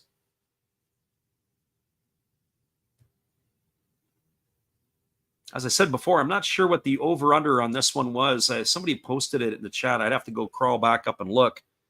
Last night, I think it was 6.5. 6.5 was an easy call of it. No, not going to be an under in that one.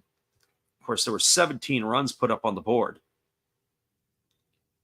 Here's the 1-2 pitch. There's a breaking ball. It's a check swing, swung on, grounded to Mamori at second. Fields it, throws to first, and Gunji is going to be gone on a ground out 4-3 for out number 1.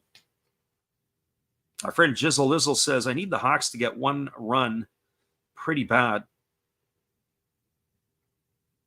They've had their opportunities as well. You look at the Hawks, they had opportunity, obviously, in that 3rd inning. They stranded the bases loaded. They also got the first 2 runners on in the 5th inning and squandered an opportunity there. They've left 7 on tonight. So between these 2 teams, there's been a lot of traffic on the base paths, just not a lot of clutch hitting. But this is where the game gets entertaining in these back 3 innings. The pitch on the way is a breaking ball taken for a called strike, and the count is 0-1 to go Matsumoto. Matsumoto 0 for 3 tonight. He's flown to center, flown to left, and he's reached on an error by the catcher. As Samori works to the set position. And now he kicks and delivers. Fastball taken for a called strike, and the count now goes to 0-2. So no balls and 2 strikes it is.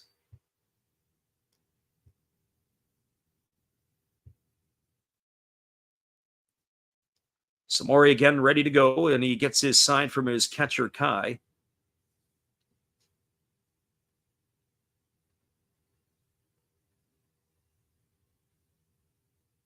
Now he kicks and delivers. This is a standoff. Fastball taken for a called 3rd strike. That's probably what the game plan was. Put Matsumoto to sleep by holding onto the ball forever and then blow a fastball by him at the knees for a called 3rd strike, and he's in the books for out number 2. He almost put me to sleep there. That ball there had a lot of backdoor run on it as it was able to come. It was basically a low 3/4 arm pitch. He ends up getting the ball to run back across the plate. Matsumoto gone for the 2nd out of the inning, and that's going to bring up the 3rd baseman, Kotaro Kiyomiya. Well, for Kiyomiya tonight, he is 0 for 2. He's also drawn a walk. The pitch on the way is a fastball swung on and missed. The count is quickly 0-1. So no balls and 1 strike to Kiyomiya. Zay says, who is this Hawks pitcher? Well, Yuki Samura making his, I forget what I said, 43rd or 44th appearance of the year. And he has been electric here tonight. Fastball misses upstairs. The count goes even to 1-1. He's having himself a very strong outing here in this one.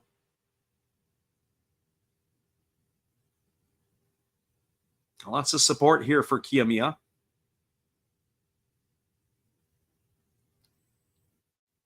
As the right-hander holds to the set. And now he kicks and delivers. It's a fastball swung on and missed. The count now goes to 1-2. It looks like I'm going to be able to get to 8 stadiums when I'm in Japan. I was looking at the list yesterday and then going through it again today. The Mazda, I thought I wasn't going to get to see the Carp, but I will get to Hiroshima. I'll see the Chinichi Dragons play the Carp. I'm not sure if I'm excited to see Chinichi play. but you got to see somebody play.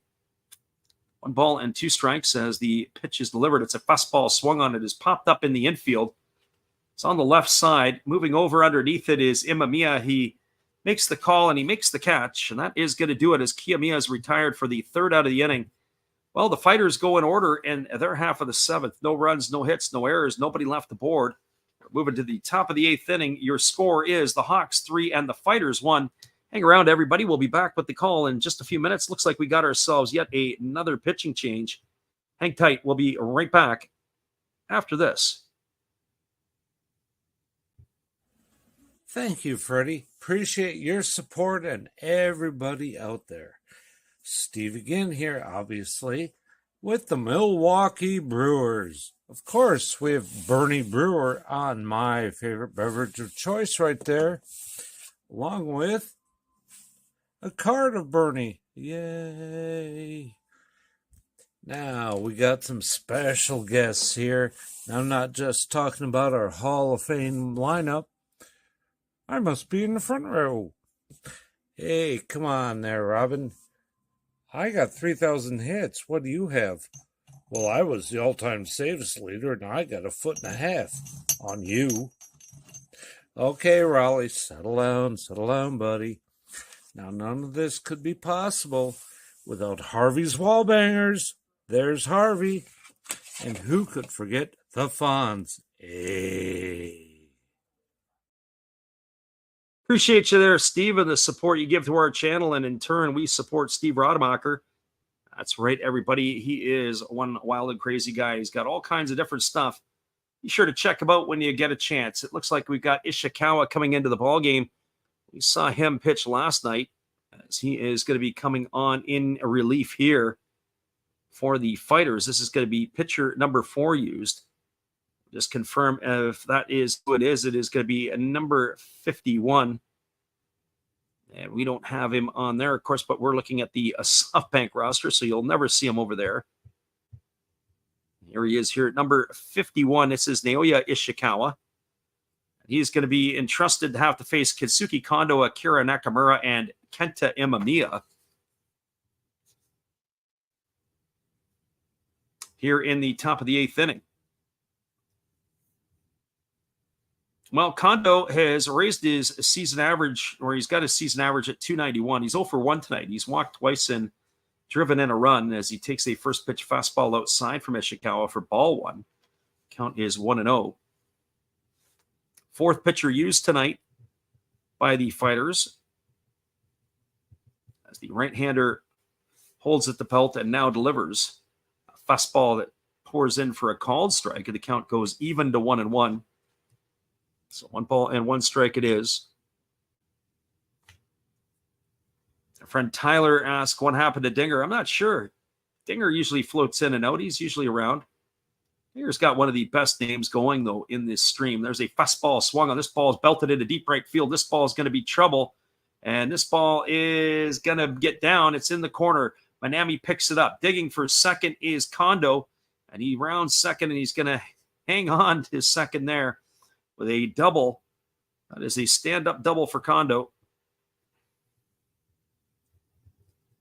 Dinger's always around in the house here. He lingers around. Every time I think of Dinger, I think of the mascot for the Colorado Rockies. So Kondo aboard with a leadoff double here. That's going to bring up the first baseman, Akira Nakamura. For Nakamura, he is 0 for 3 tonight. He has popped to the catcher, grounded to second, and struck out looking in his 3 trips to the plate.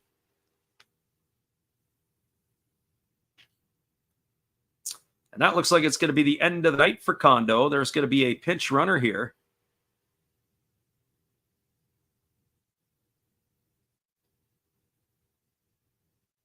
Tyler says he noticed his messages were gone and hoped he wasn't getting banned for having a conversation. No, Dinger is all good. Sometimes Dinger doesn't have a... I was going to say, sometimes Dinger's always got some good things to say in the chat. There's no doubt about it. Most of the time he's spot on. But unfortunately, Dinger said he wouldn't want to be associated with the Rockies. That is probably truth right there. The only thing is his mascot name is the same.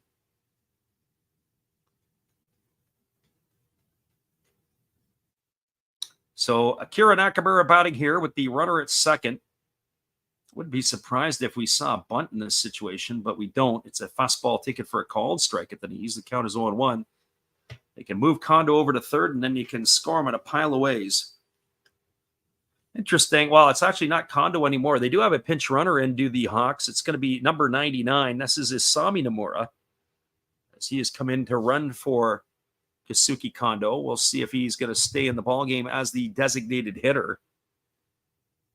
So Isami Nomura in to run. As the right-hander holds set and now delivers. Fastball swung on. This ball's line foul down the right field line, and the count goes to 0-2 on Akira Nakamura.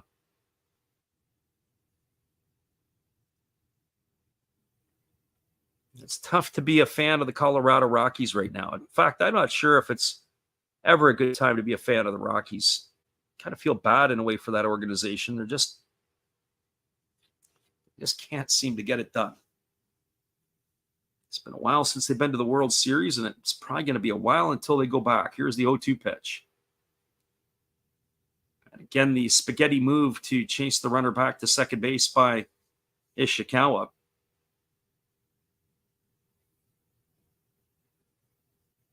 And I would have to think that I would think Roberto Osuna would be up for the ninth inning for the Hawks. Curious to see what they're going to use in the eighth. There's a split figure pitch swung on. It is golfed softly behind second base, coming hard and making the catch is Isabata, and retreating back to second is Nomura. Nice job there by Isabata. He had to come a long way as he was able to bring that one in. That is going to retire Nakamura for the first out of the inning. That's going to bring up the shortstop, Kenta Imamiya.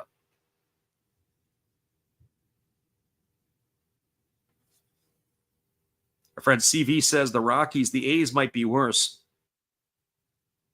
And there's a lot of truth to that. The A's are probably right now the worst club in ball. I saw across the ticker today that they've released Ramon Laureano, and I didn't realize that Laureano's game has fallen that much. But maybe no juice, no numbers, and that's the effect. Because he did receive a suspension for the steroid or PED usage. First pitch breaking ball misses to Imamiya. Imamiya tonight is officially 1 for 2. He homered his last time up. It was a solo shot in the sixth. He's also walked and grounded into a double play. The pitcher, Ishikawa, checks the runner at second. Now he delivers. It's a fastball taken at the knees for a called strike.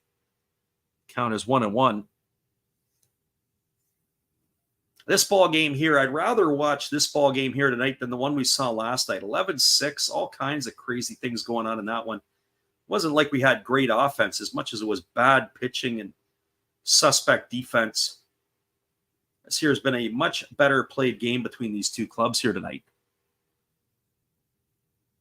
Dinger says, still good defensively. I think he's talking about Laureano, just giving other opportunities to guys to play. As that fastball is taken for a called strike. The count is 1-2 on Imamiya. CV says Ramon will latch on with another team. I think you're right. I think he's going to be doing the Tommy Pham tour. Or it seems like Tommy Pham always can find a job, or there's a couple other guys that are in that boat as well. There's a breaking ball that misses outside, where every time you look and you're saying, how has this guy still got a job? And next thing you know, 7, 8, 9 clubs later is still in the big leagues. I think Laureano could be falling into that situation. Like Adam Duvall could be like that, or AJ Pollock, another guy. Here's the 2-2 pitch. Fastball swung on and lifted into deep left field. Giving chase is the left fielder. That's going to get down on the warning track, and that's going to get a run in.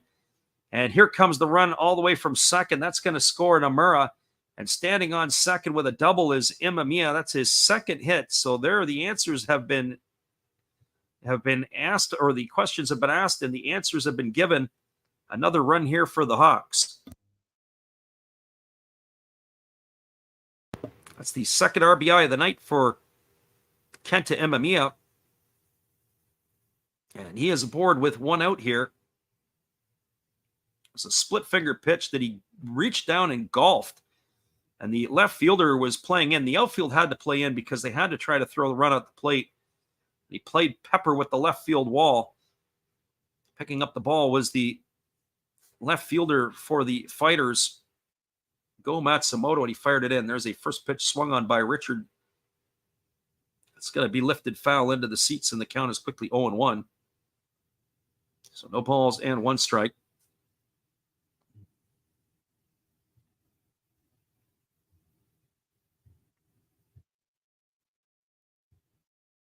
Richard tonight has flown out twice. He's flown out deep to center field. He's flown to left, and he is struck out. As the right-hander Ishikawa kicks and delivers a fastball that misses down. It squirts away from Fushimi. The runner Imamiya does not advance over to third as he is able to hold himself in check.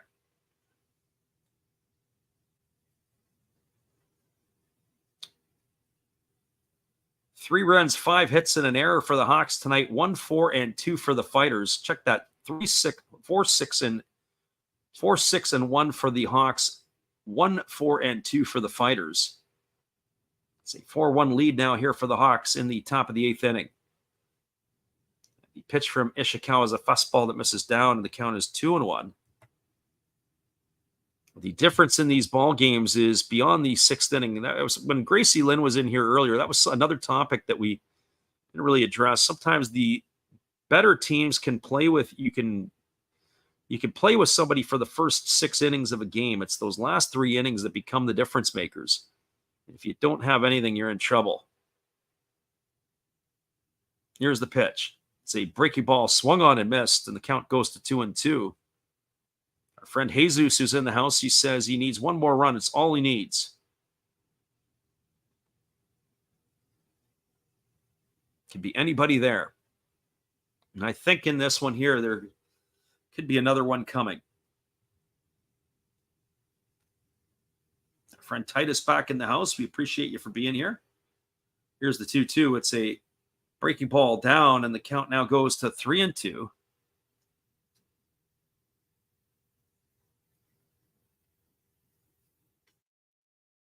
So 3 balls and 2 strikes.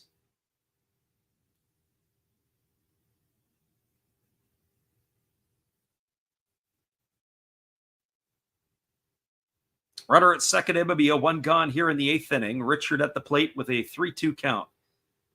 This is going to be the 17th pitch of the inning delivered by Ishikawa. Here's the offering. It kicks and fires. It's a breaking ball swung on. This ball is lifted into deep left center field. And this ball is going to be trouble. It's going to get down. Our boy Jesus is going to get a run here. And coming in to score is Imamiya. And trading places is Richard with a RBI double. And there you have it there. That is the 5th run of the ball game. That's going to put the Hawks up now 5-1. Double here by Richard. He gets himself an RBI. He's probably breathing deep now. He's now 4 for 28 on the season. That's going to bring up the pitching coach, and the Fighters are going to have a conference on the mound. Richard is getting high fives as he comes out of the ball game. Our friend Jesus is high stepping it. He says plus 700. I don't know if that's dollars or if that is pesos, but congratulations to you, Jesus. Or maybe it's Costa Rican colones. That's going to bring up Takuya Kai to the plate. Appreciate you for stopping in here tonight. Hopefully you can come on back again during the week. Look forward to seeing you when you do arrive. So Takuya Kai steps to the dish. He's 0 for 3 in this one. He has struck out looking. He's grounded into a double play and grounded to second. And he pitches a fastball swung on and missed. The count is quickly 0-1. So no balls and 1 strike. Tyler says that minus 1.5 is looking good right now. It still is. Mind you, they may not be bringing in Osuna to close this one out. So they may have, I don't know what tricks will have up their sleeve. Fastball misses outside, and the count now goes to 1 ball and 1 strike on Kai.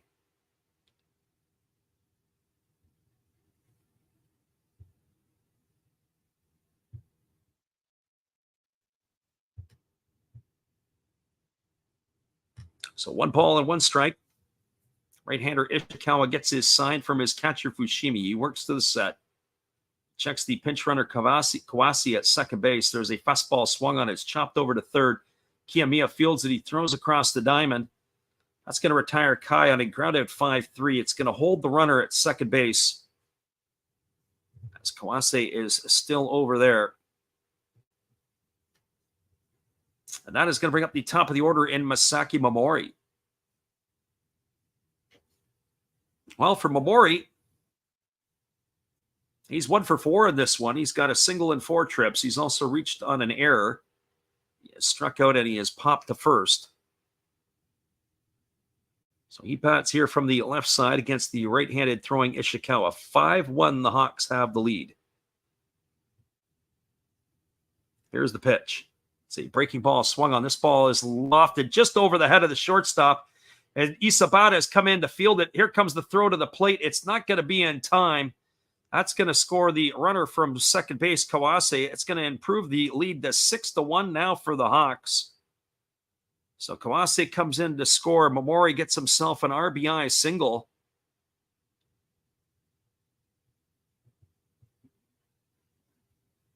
And the big inning here, a big crooked number given up here by the Fighters in this one. Double by Kondo. Double by Imamiya that knocked in the pinch runner for Kondo, Nomura. Double by Richard that knocked home Imamiya. And now a single by Momori that's brought home the pinch runner and Kawase, and that's going to bring up Yukio Shudo to the plate. This is Shudo's first at bat. He came in to run for Tetsuro Yanagamachi back in the 7th inning. The first pitch on the way is a fastball that misses outside for ball 1, and the count is 1-0. So 1 ball and no strikes. Crooked number on board.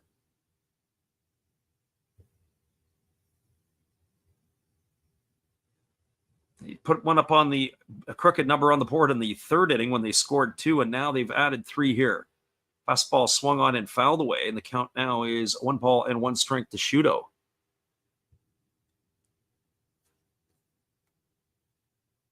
Tyler says it's a little win, but it feels that little wins are just as good as anything else. Shotgun Shell is counting the baseballs as he's putting the baseballs up, much similar to that of a ball game where they put up the Ks for the strikeouts. There's a breaking ball that falls in for a called strike, and the count now goes to 1-2. So 1 ball and 2 strikes it is.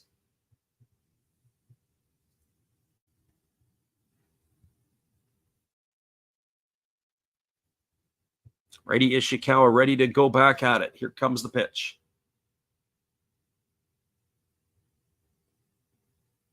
And now he kicks and fires. It's a fastball that misses in. Off to second goes the runner, Momori, and he's going to get himself a stolen base. Fushimi lost the handle on it. That's going to be a stolen base here for Momori. He's going to get himself into scoring position. It's going to run the count to 2-2. He had a big jump, and the pitch was down, and then by the time Fushimi tried to transfer, he just lost the handle. So 2 balls and 2 strikes it is here to Yukio Shudo.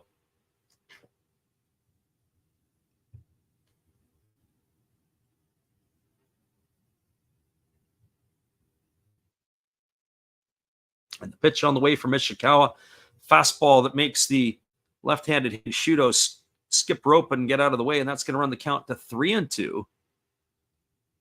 Well, you have it here. This is another reason why the Fighters are where they are, and it's the unfortunate part for them. It's their pitching. They can't put together 9 innings at times. As the pitching coach is on the phone to the bullpen, Ishikawa laboring here. Here comes the 3-2. Pitch is on the way. It's a fastball swung on. It's grounded to the right side. Fielded by Kato. He throws to first. And the inning is mercifully going to come to an end on a ground out 4-3 for the 3rd out of the inning. But there was damage done. 3 runs in the inning on the benefit of 4 hits. No errors. There was 1 runner left aboard. Your score as we move to the bottom of the 8th inning. It is the Hawks 6 and the Fighters 1. Stick around, everybody. We're going to find out what the Fighters are made of They got anything in them here to try to get a run or two back. Hang tight. We'll be right back after this. Make sure you go join Steve at his fridge. Steve here from outside his refrigerator that a lot of you like so much. So let's go inside. There's my hot sauces and other stuff. Let's see what we can do here for Freddie. Awesome game, Freddie. Keep up the good work. We love the baseball. So why don't we rip open Garbage Pail Kids just for you and the listeners. Large Marge, she belongs in the fridge. Liberty Libby, well, she belongs down here on the beer. Apple Corey, hey, he's pretty cool. Put him on that beer up here. And Target Margaret. All Series 3 Chrome Garbage Pail Kids. Freddie, back to you in the game, and everybody else, please enjoy everything he does and tip him nicely. Appreciate you there, Steve, and the support you give to our channel, and we thank you for being here. It is going to be the heart of the batting order coming up for the Fighters. It'll be Chusei Manami, Ayuki Nomura, and Gosuke Kato come to bat here to face the Hawks in this inning. We're going to see. We haven't got confirmation of the pitching change or if they're going to stay with Samori for another inning of work. It is a right-hander, but it is going to be a pitching change as the Hawks have gone to the bullpen. This is going to be number 48. And this will be Koya Fuji coming in. So Fuji on in relief here. It makes me wonder if this is a rehab assignment for Fuji. We've seen Fuji start a lot of ball games. He worked out of the bullpen last year for the Hawks. But this year, Fuji here has been mainly a starter. But we saw him leave a game about maybe 5 or 6 weeks ago with some discomfort. It looked like it was an oblique issue. So I'm not sure how many appearances he's had since then. But Koya Fuji on in relief. The former Hiroshima Carp right-hander has got some pretty electric stuff. Well, it is, as we said, it's Manami, Nomura, and Kato scheduled here to face right-hander Fuji. And one would have to think they're going to try to stretch back out.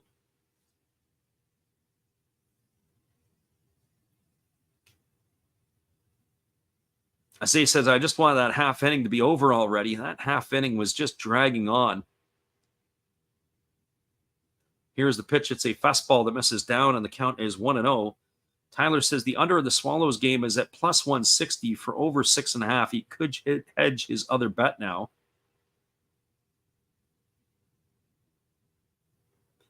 Here's the 1-0 pitch. It's a breaking ball that falls in for a called strike, and the count goes even at 1-1. Our friend CV says he sees that Choi is in the room. I'm not sure. Here's the pitch. It's a breaking ball that misses down and away, and the count goes to 2-1 on Chusei Manami. So 2 balls and 1 strike. So Koya Fuji here on in relief. Facing the slugger for the Fighters. The pitch is on the way. It's a fastball swung on. It is grounded through the 4-hole into right field. And Manami's got himself a base hit. Could have used that back in the 5th inning when they had the bases loaded. He grounded into the double play. But he's got himself a single here to lead off the 8th inning, and that's going to bring up the designated hitter, Yuki Nomura. So don't go away yet. We may have ourselves some action here. Just want to go back to Fuji for a bit. He is 5-3 on the season. He's worked 49 innings. He's allowed 35 hits. The concern there is he's walked 25 in the 49 innings. He's good for 1 every other, but he does strike out a lot of guys. He's at 54 strikeouts. He's got an ERA of 2.39. So Fuji here is the pitcher in now. But as I said before, he has been mainly as a starter this year. But having that lat issue has allowed him back in here. Our friend Low Road Scholars in the house, and we had you in here earlier, Road. I wanted to thank you again for becoming the first member of our channel. We are going to put up some information here in the next couple of days, and we got a couple of things that you'll be able to see. So Right now, there's not much in the behind the scenes because we just started it yesterday. So we are appreciative that you are here with us, and we thank you for your support. Tyler says 210 now. Might be worth it. Here's the pitch. Fastball that misses down. The count is 1-0 to Yuki Nomura. So 1 ball and no strikes.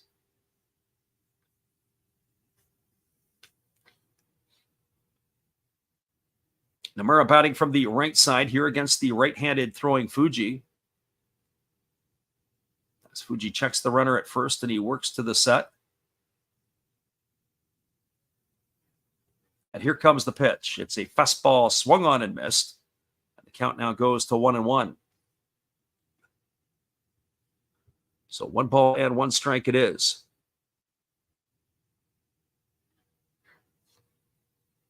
Road Scholar says, let's go Fighters. Yeah, well, this is going to be an interesting part here. We're going to see if they've got some fight in them. As the 2-1 offering is on the way. It's a fastball swung on. It's lifted foul down the right field line, and the count goes to 1-2. It's a game of coulda, woulda, shoulda sometimes when you think about the opportunities the Fighters missed on early. Bases loaded situation, couldn't come up with anything.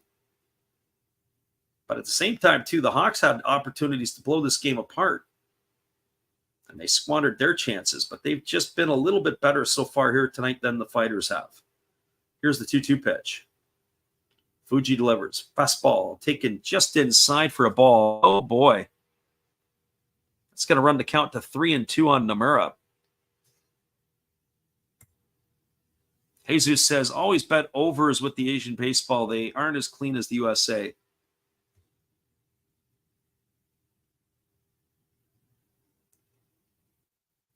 Gabrielle says, what's the pick?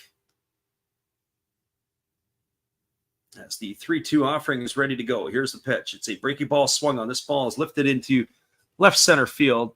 Camping out underneath it is the center fielder, Makihara. He makes the catch. It's going to retire Nomura for the first out of the inning. So 1 away, and that's going to bring up the second baseman, Gasuki Kato.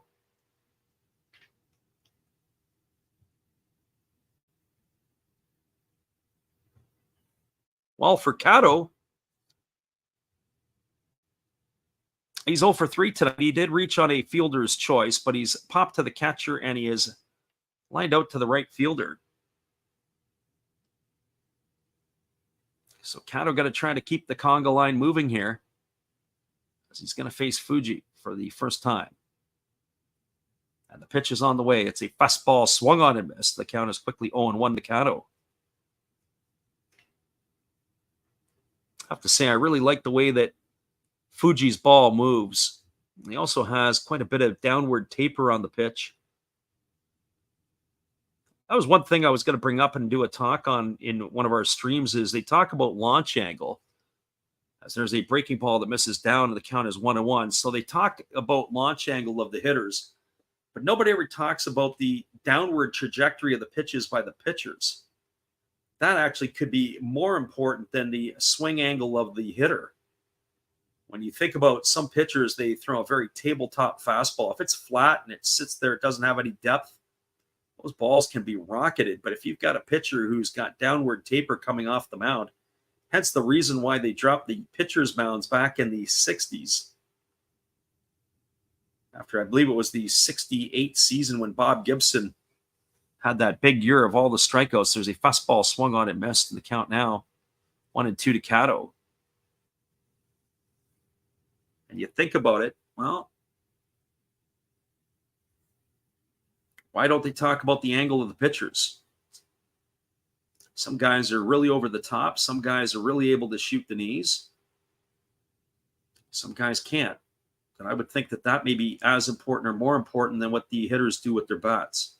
There's a fastball that's taken outside for a ball, and the count now goes to 2-2 on Kato. That last pitch was at 95 miles an hour.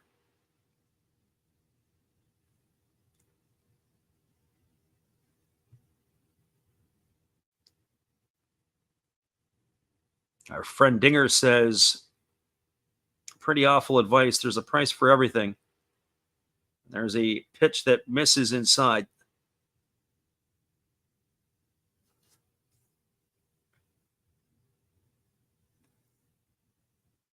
Jesus says he only plays in the Asian League and overs always hit.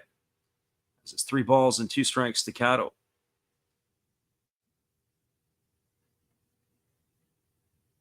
Here comes the 3-2. It's a breaking ball swung on and tap foul over on the first base side. Our friend Shotgun Shell said there's 2 types of gamblers that are out there. He's in the stream probably somewhere lurking around and listening. Shotgun Shell says there's 2 types of gamblers out there. There are losers and liars.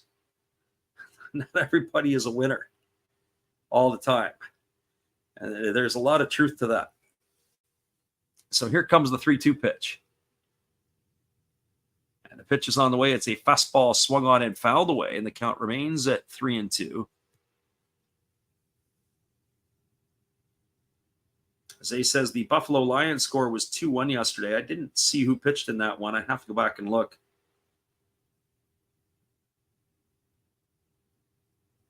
Tyler says makes him think of guys like Taylor Rogers and Hobie Milner.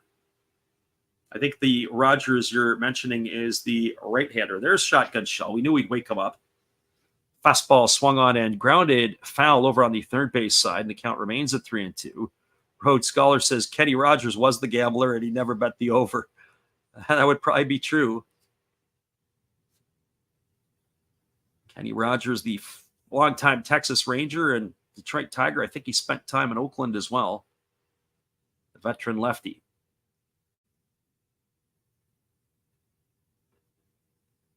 There's a fastball that swung on and it's lifted into left field. Camping out underneath it is the left fielder. And that is going to be hauled in by Shuto, and that is going to be the second out of the inning. Cato retired for out number 2. And that is going to leave it all up to Taiki Narama, who's been on base all 3 times he's come to bat tonight. He's got 2 singles and a walk. Friend CV says, we all lost on the mega then. Yeah, it was, I think, 1.3 billion. I didn't check to see if anybody has won that one yet. Win that one, and you walk right into being in the Bill Gates category. You walk right in, you win that kind of money, and you can buy your own franchise pretty much wherever you want. Well, maybe not. Some of the franchises are out of reach now. That first pitch is a ball that misses down. Count is 1-0 to Narama. Right-hander Fuji holds the ball at the chest. Here's the offering. It's a fastball that misses down and away, and the count is now 2-0. So 2 balls and no strikes. Rhodes Scholar still has the pom-poms out cheering for the Fighters. If they can't score or scratch anything out here, it could be a lights out, as it's going to be a really difficult 9th inning, especially if Osuna comes into work. Fastball swung on and missed. The count now goes to 2-1 on Narama. Should Narama reach base, it'll be Tori Fushimi. He's waiting his turn on deck. Our friend CV says if he won that kind of coin, he could buy the Oakland A's. You might be able to buy the A's and all their affiliates right from top to bottom. One-stop shopping. Here's the 2-1. Fastball swung on and missed. The count now goes to 2-2. That's a little bit more like the Fuji we're used to seeing.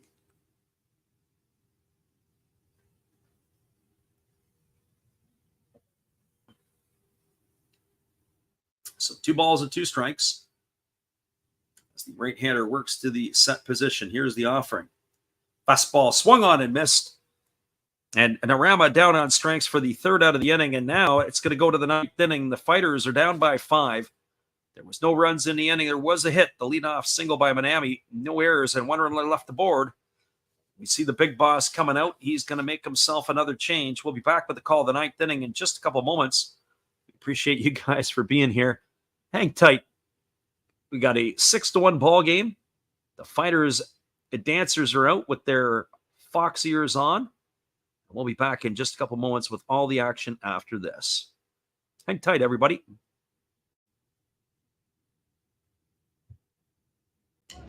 Good evening, ladies and gentlemen. Namaste. Hey, I hope you guys have been enjoying the game. My name is Hollis. I've got a YouTube channel called Another Hollis Build. I love baseball cards. I open up brand new product for you guys. I open up old stuff. I do breaks. I do auctions. all kinds of stuff concerning baseball. I'm Friars faithful, Padres to the end. I also love Garbage Pail Kids and my animals. I have a ton of animals. It's like a mini petting zoo here around my house. I also love my city, San Diego, baby. I take you all around the city and show you what's up. If you guys dig stuff like that, cruise on over and check it out. It's another Hollis build. If you dig it, subscribe. I'd really appreciate to have more follow me along on the journey. Hey, either way, you guys have a wonderful day or a beautiful, beautiful evening. No matter which one it is, make sure that you make it great, my friends. Big up Last Raps Baseball. Yeah, Freddie, let's go. One love and peace. Yeah, man.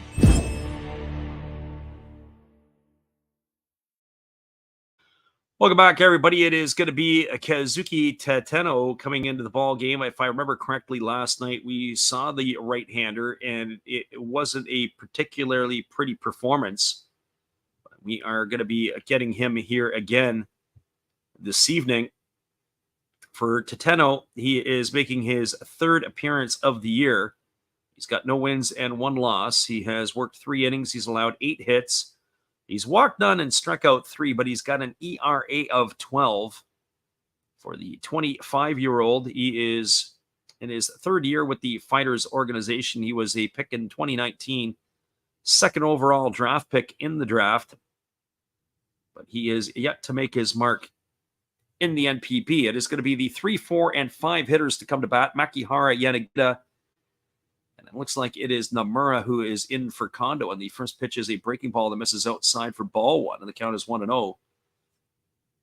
Throwing strikes was a challenge last night for the right-hander. And it looks like it's going to start that way here tonight. Our friend CV says, Osuna, the former Astro. Yes, it is. Not just the Astro, but the Blue Jay, as that pitch is taken for a strike. And the count's 1-1. Friend Rhodes Scholar says this pitching change brought to you by Stratomatic Baseball, the only game that belongs in the Hall of Fame. That is absolutely correct. As that breaking ball misses down, and the count is 2-1, 2-1.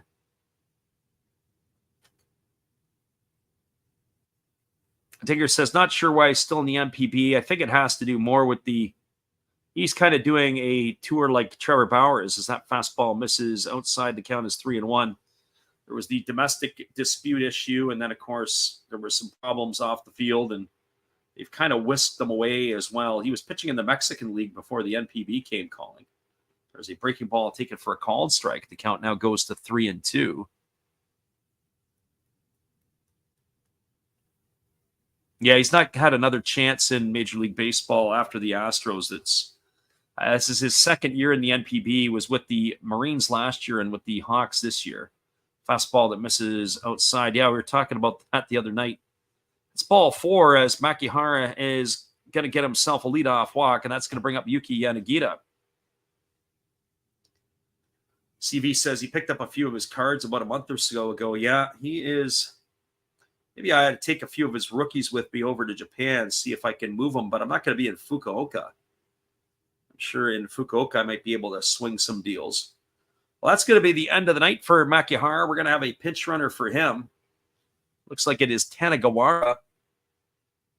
I have to tell you, when it becomes that I'm recognizing the players by their faces now, we are in tune with the league. I don't even need to see their numbers or their names. That brings Yuki Yanagita to the plate.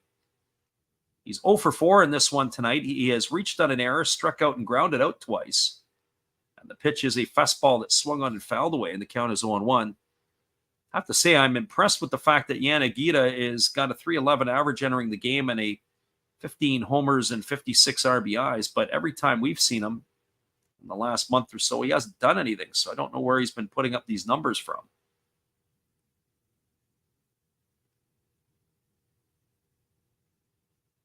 Dinger says Bauer he believes, is also suspended. Nope, the arbitrator rescinded that suspension. He was good to go. The Dodgers released him, and nobody's picked him up as that fastball swung on and fouled away. But he might as well be suspended because nobody wants to sign him. Not like he can't help a major league team, but there's all kinds of factors of why Trevor Bauer doesn't have a big league job right now. Also, I don't want to say the sideshow, but certainly the element that he brings into his awareness of what he has to offer. That breaking ball misses down, and the count now is 1-2. You think about the YouTube channel that he has. I don't know where he's at now, but he's got to be approaching. He's got to be, I think, advancing towards 1 million followers at some point. If I remember correctly, before the season started, he was over 500,000. There's a split finger pitch swung on and missed. And Yanagita goes down on strikes. That's the second time tonight he's been retired on strikes. He's gone for out number 1. We're going to see if it's going to be Nomura who came in to run for Kondo if he's coming to bat.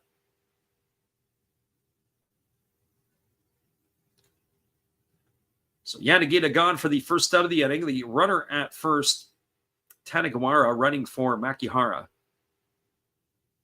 And it is Nomura at the plate. The first pitch is a fastball swung on and fouled away. The count is 0-1. Kondo had himself a nice night. He was 1 for 2, a couple of walks, and had an RBI. Also scored a run. Nomura batting 189 on the season. Waiting on the offering from the right-hander who delivers a fastball for a called strike, and the count now goes to 0-2.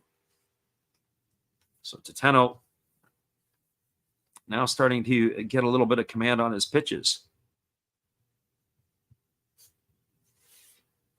Right-hander nods in agreement. He checks the runner at first as he works to the set. Here's the pitch. Fastball down. Fushimi does a great job of blocking it and keeping it in front. Runs the count to 1-2. Tanegawara doesn't go anywhere.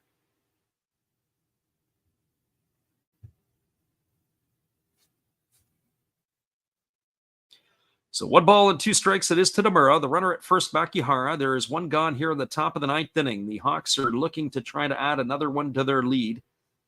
Here comes the 1-2 pitch. As it's on its way, it's a breaking ball swung on and fouled away off of Tori Fushimi. Oh boy, that did not look comfortable.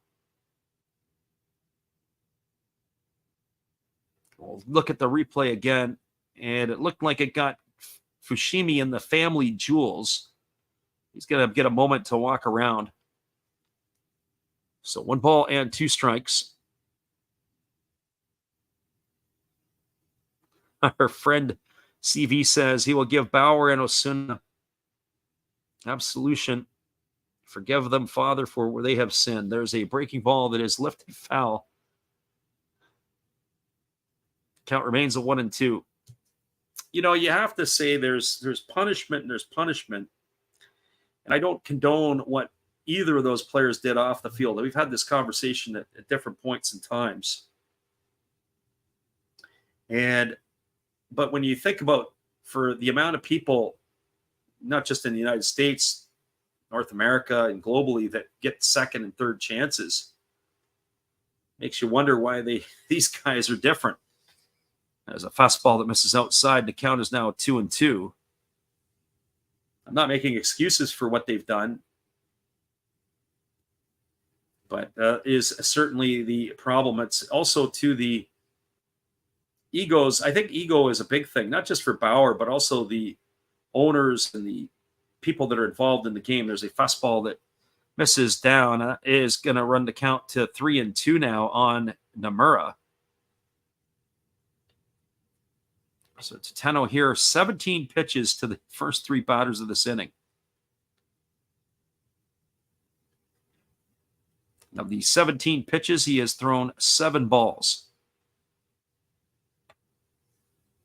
Can't live by the 50% rule and have success, because that's about where he's at.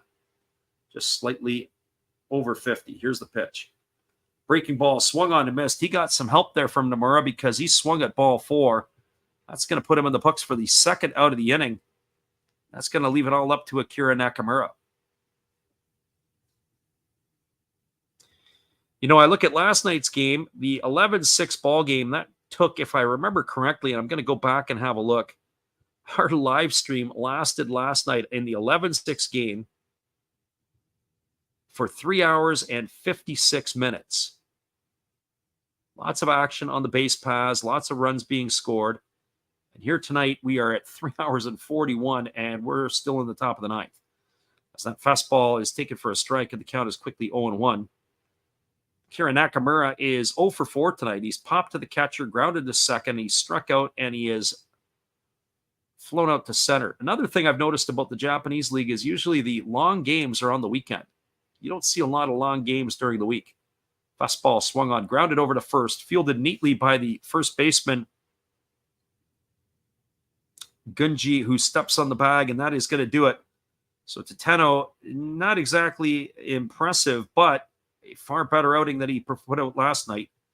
No runs in the inning. There was no hits. There were no errors. There was one runner left aboard. Moving to the bottom of the ninth. Hang tight, everybody. We've got 8, 9, and 1 coming to bat for the Fighters. We're either going to see a Hawks victory or one of the greatest comebacks of the season. We return right after this. Appreciate you guys for being here with us. This is for you, Shotgun Shell.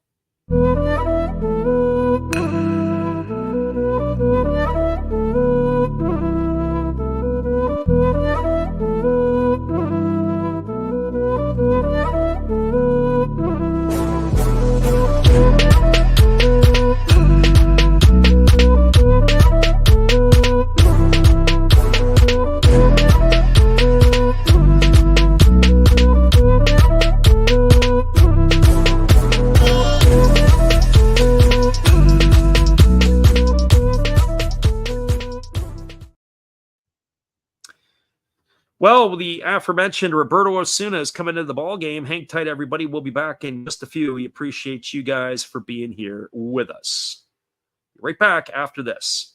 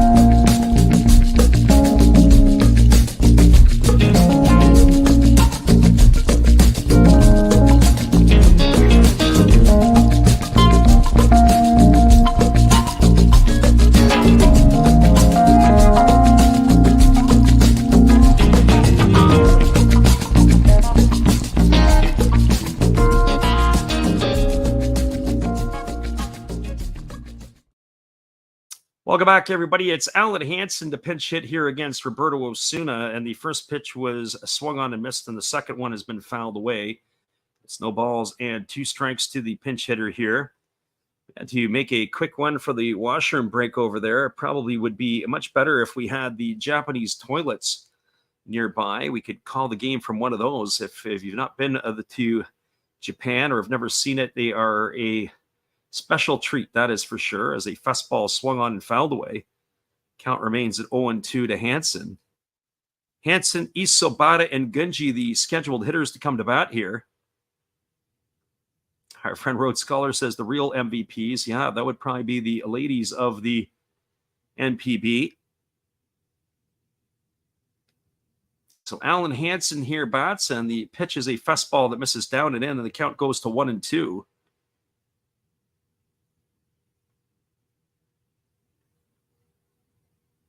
So CV says Osuna did not shine in the LMB. I think that's the Mexican League. I don't think it had anything to do there. I think he just had a nicer contract over in the Japanese league as that fastball swung on, has popped up over on the right side of the infield. Moving over underneath it and making the catch is Nakamura, and that is going to retire Hansen for the first out of the inning. One gone here, and that is going to bring up the center fielder, Ryota Isabata. Yeah, more money in Japan. I don't know what contract he got. I mean, hey, listen, the Fukuoka SoftBank Hawks are paying Freddie Galvis $8 million, I think it is, for 2 years. He's been terrible. He can't even get a place in the first team. When this season's done, Galvis will be done. He had himself quite the payday. First pitch is a breaking or a fastball that's over for called strike, and the count is quickly 0-1 to Isabata. Isabata 0 for 2. He is popped to second, line to third, and he has walked his 3 trips up. Here's the pitch. It's a fastball swung on. It is popped up in the infield. Moving over underneath it is Kenta Emamiya. He makes the catch. That is going to retire Isabata for the second out of the inning. So 2 up and 2 away, and that's going to bring up the top of the order in Yuya Ginji. Yeah, when you say more money in Japan, yeah, some of these guys can really parlay themselves into a pretty good contract. When Scott Matheson was playing for the Yomiuri Giants, he was a local guy here. Matheson had pitched, I think, all of 6 games at the big league level with the Phillies. He took his act over to Japan, and he had set some sort of record where, as a pitcher at one time, he got $15 million for 3 years as a closer for the Yomiuri Giants. There's a fastball that misses down and away. I remember having a conversation with his dad. He spent maybe 6 or 7 years, had some really good years in Japan. I talked to his father, and he said it was a no-brainer to stay in Japan. There's a fastball ticket for a called strike. The Tampa Bay Rays had offered him a minor league contract with an invite to spring training, or you can make $15 million and play in Japan for 3 more years. So sometimes that's where the decisions are made, and that is an easy decision. There's a fastball swung on, is grounded softly to second, fielded by Mamori. He throws to first, and that is going to be it. As the Fighters go quietly in their half of the 9th inning, there were no runs, no hits, no errors, and nobody left the board. Your final score is the Hawks 6 and the Fighters 1.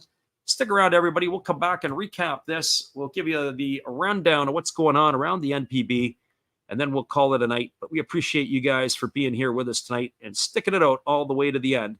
Here is our friend Steve Rademacher. Thanks again, everybody, for being with us here. We'll be right back after this. Happy trails to you until we meet again. Happy trails to you. Each smile comes back again. Who cares about the clouds when we're together? Just sing a song and think about sunny weather. Happy trails to you until we meet again. All right, everybody, we'll give you the rundown on this one here tonight. It was the Hawks who jumped out to a 2-0 lead back in the 3rd inning. They had sent 8 batters to the plate.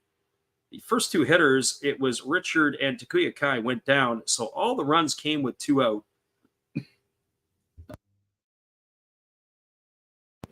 Masaki Momori singled, and then it was a Tatsuro Yanagamachi double.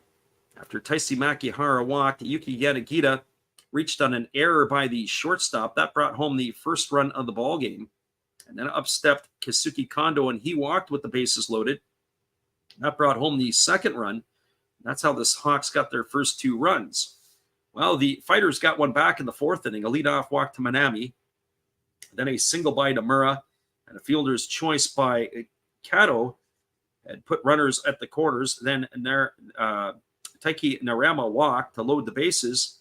And up stepped Tori Fushimi, and he grounded out 4-3 to bring home the first run for the Fighters, and the scoreline was 2-1. Well, the Hawks added to their lead in the 6th inning with 1 out. Kenta Emamiya hit a solo shot, and that increased the scoreline to 3-1. And then the game was put on ice in the 8th inning when the Hawks put up a crooked number. It was a double by Keisuke Kondo to lead off the inning. He brought in a pinch runner in Nomura to run for him. And with one out, Kenta Imamiya then doubled, traded places with Nomura, as that brought home the 4th run of the ball game. Up stepped Richard. He doubled home Imamiya. That made the score 5-1. And then after a Takuya Kai groundout, Saki Maori singled home the pinch runner Kawase for Richard. That made the scoreline 6-1. Again, your final score, the Hawks 6 and the Fighters 1. 6-8-1 for the Hawks, 1-5-2 for the Fighters.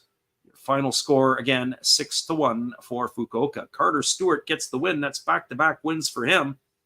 And he is going to be now in the role here, although I have to say it was not a sharp start by Carter Stewart.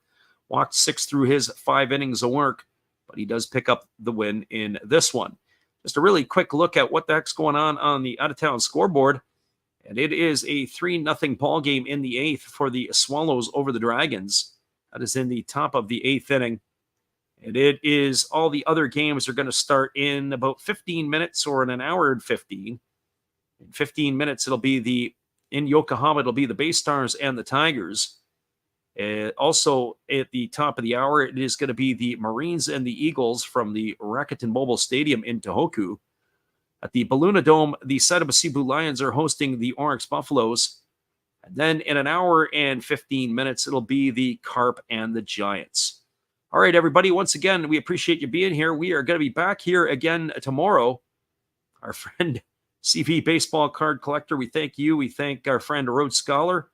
He has his 86 Pirates over the 86 Phils in his Stratomatic game, 6-4. We appreciate you for checking in here as well. Guys, it's going to be Tigers and Tampa Bay tomorrow morning. If you get a chance, come on in and check it out.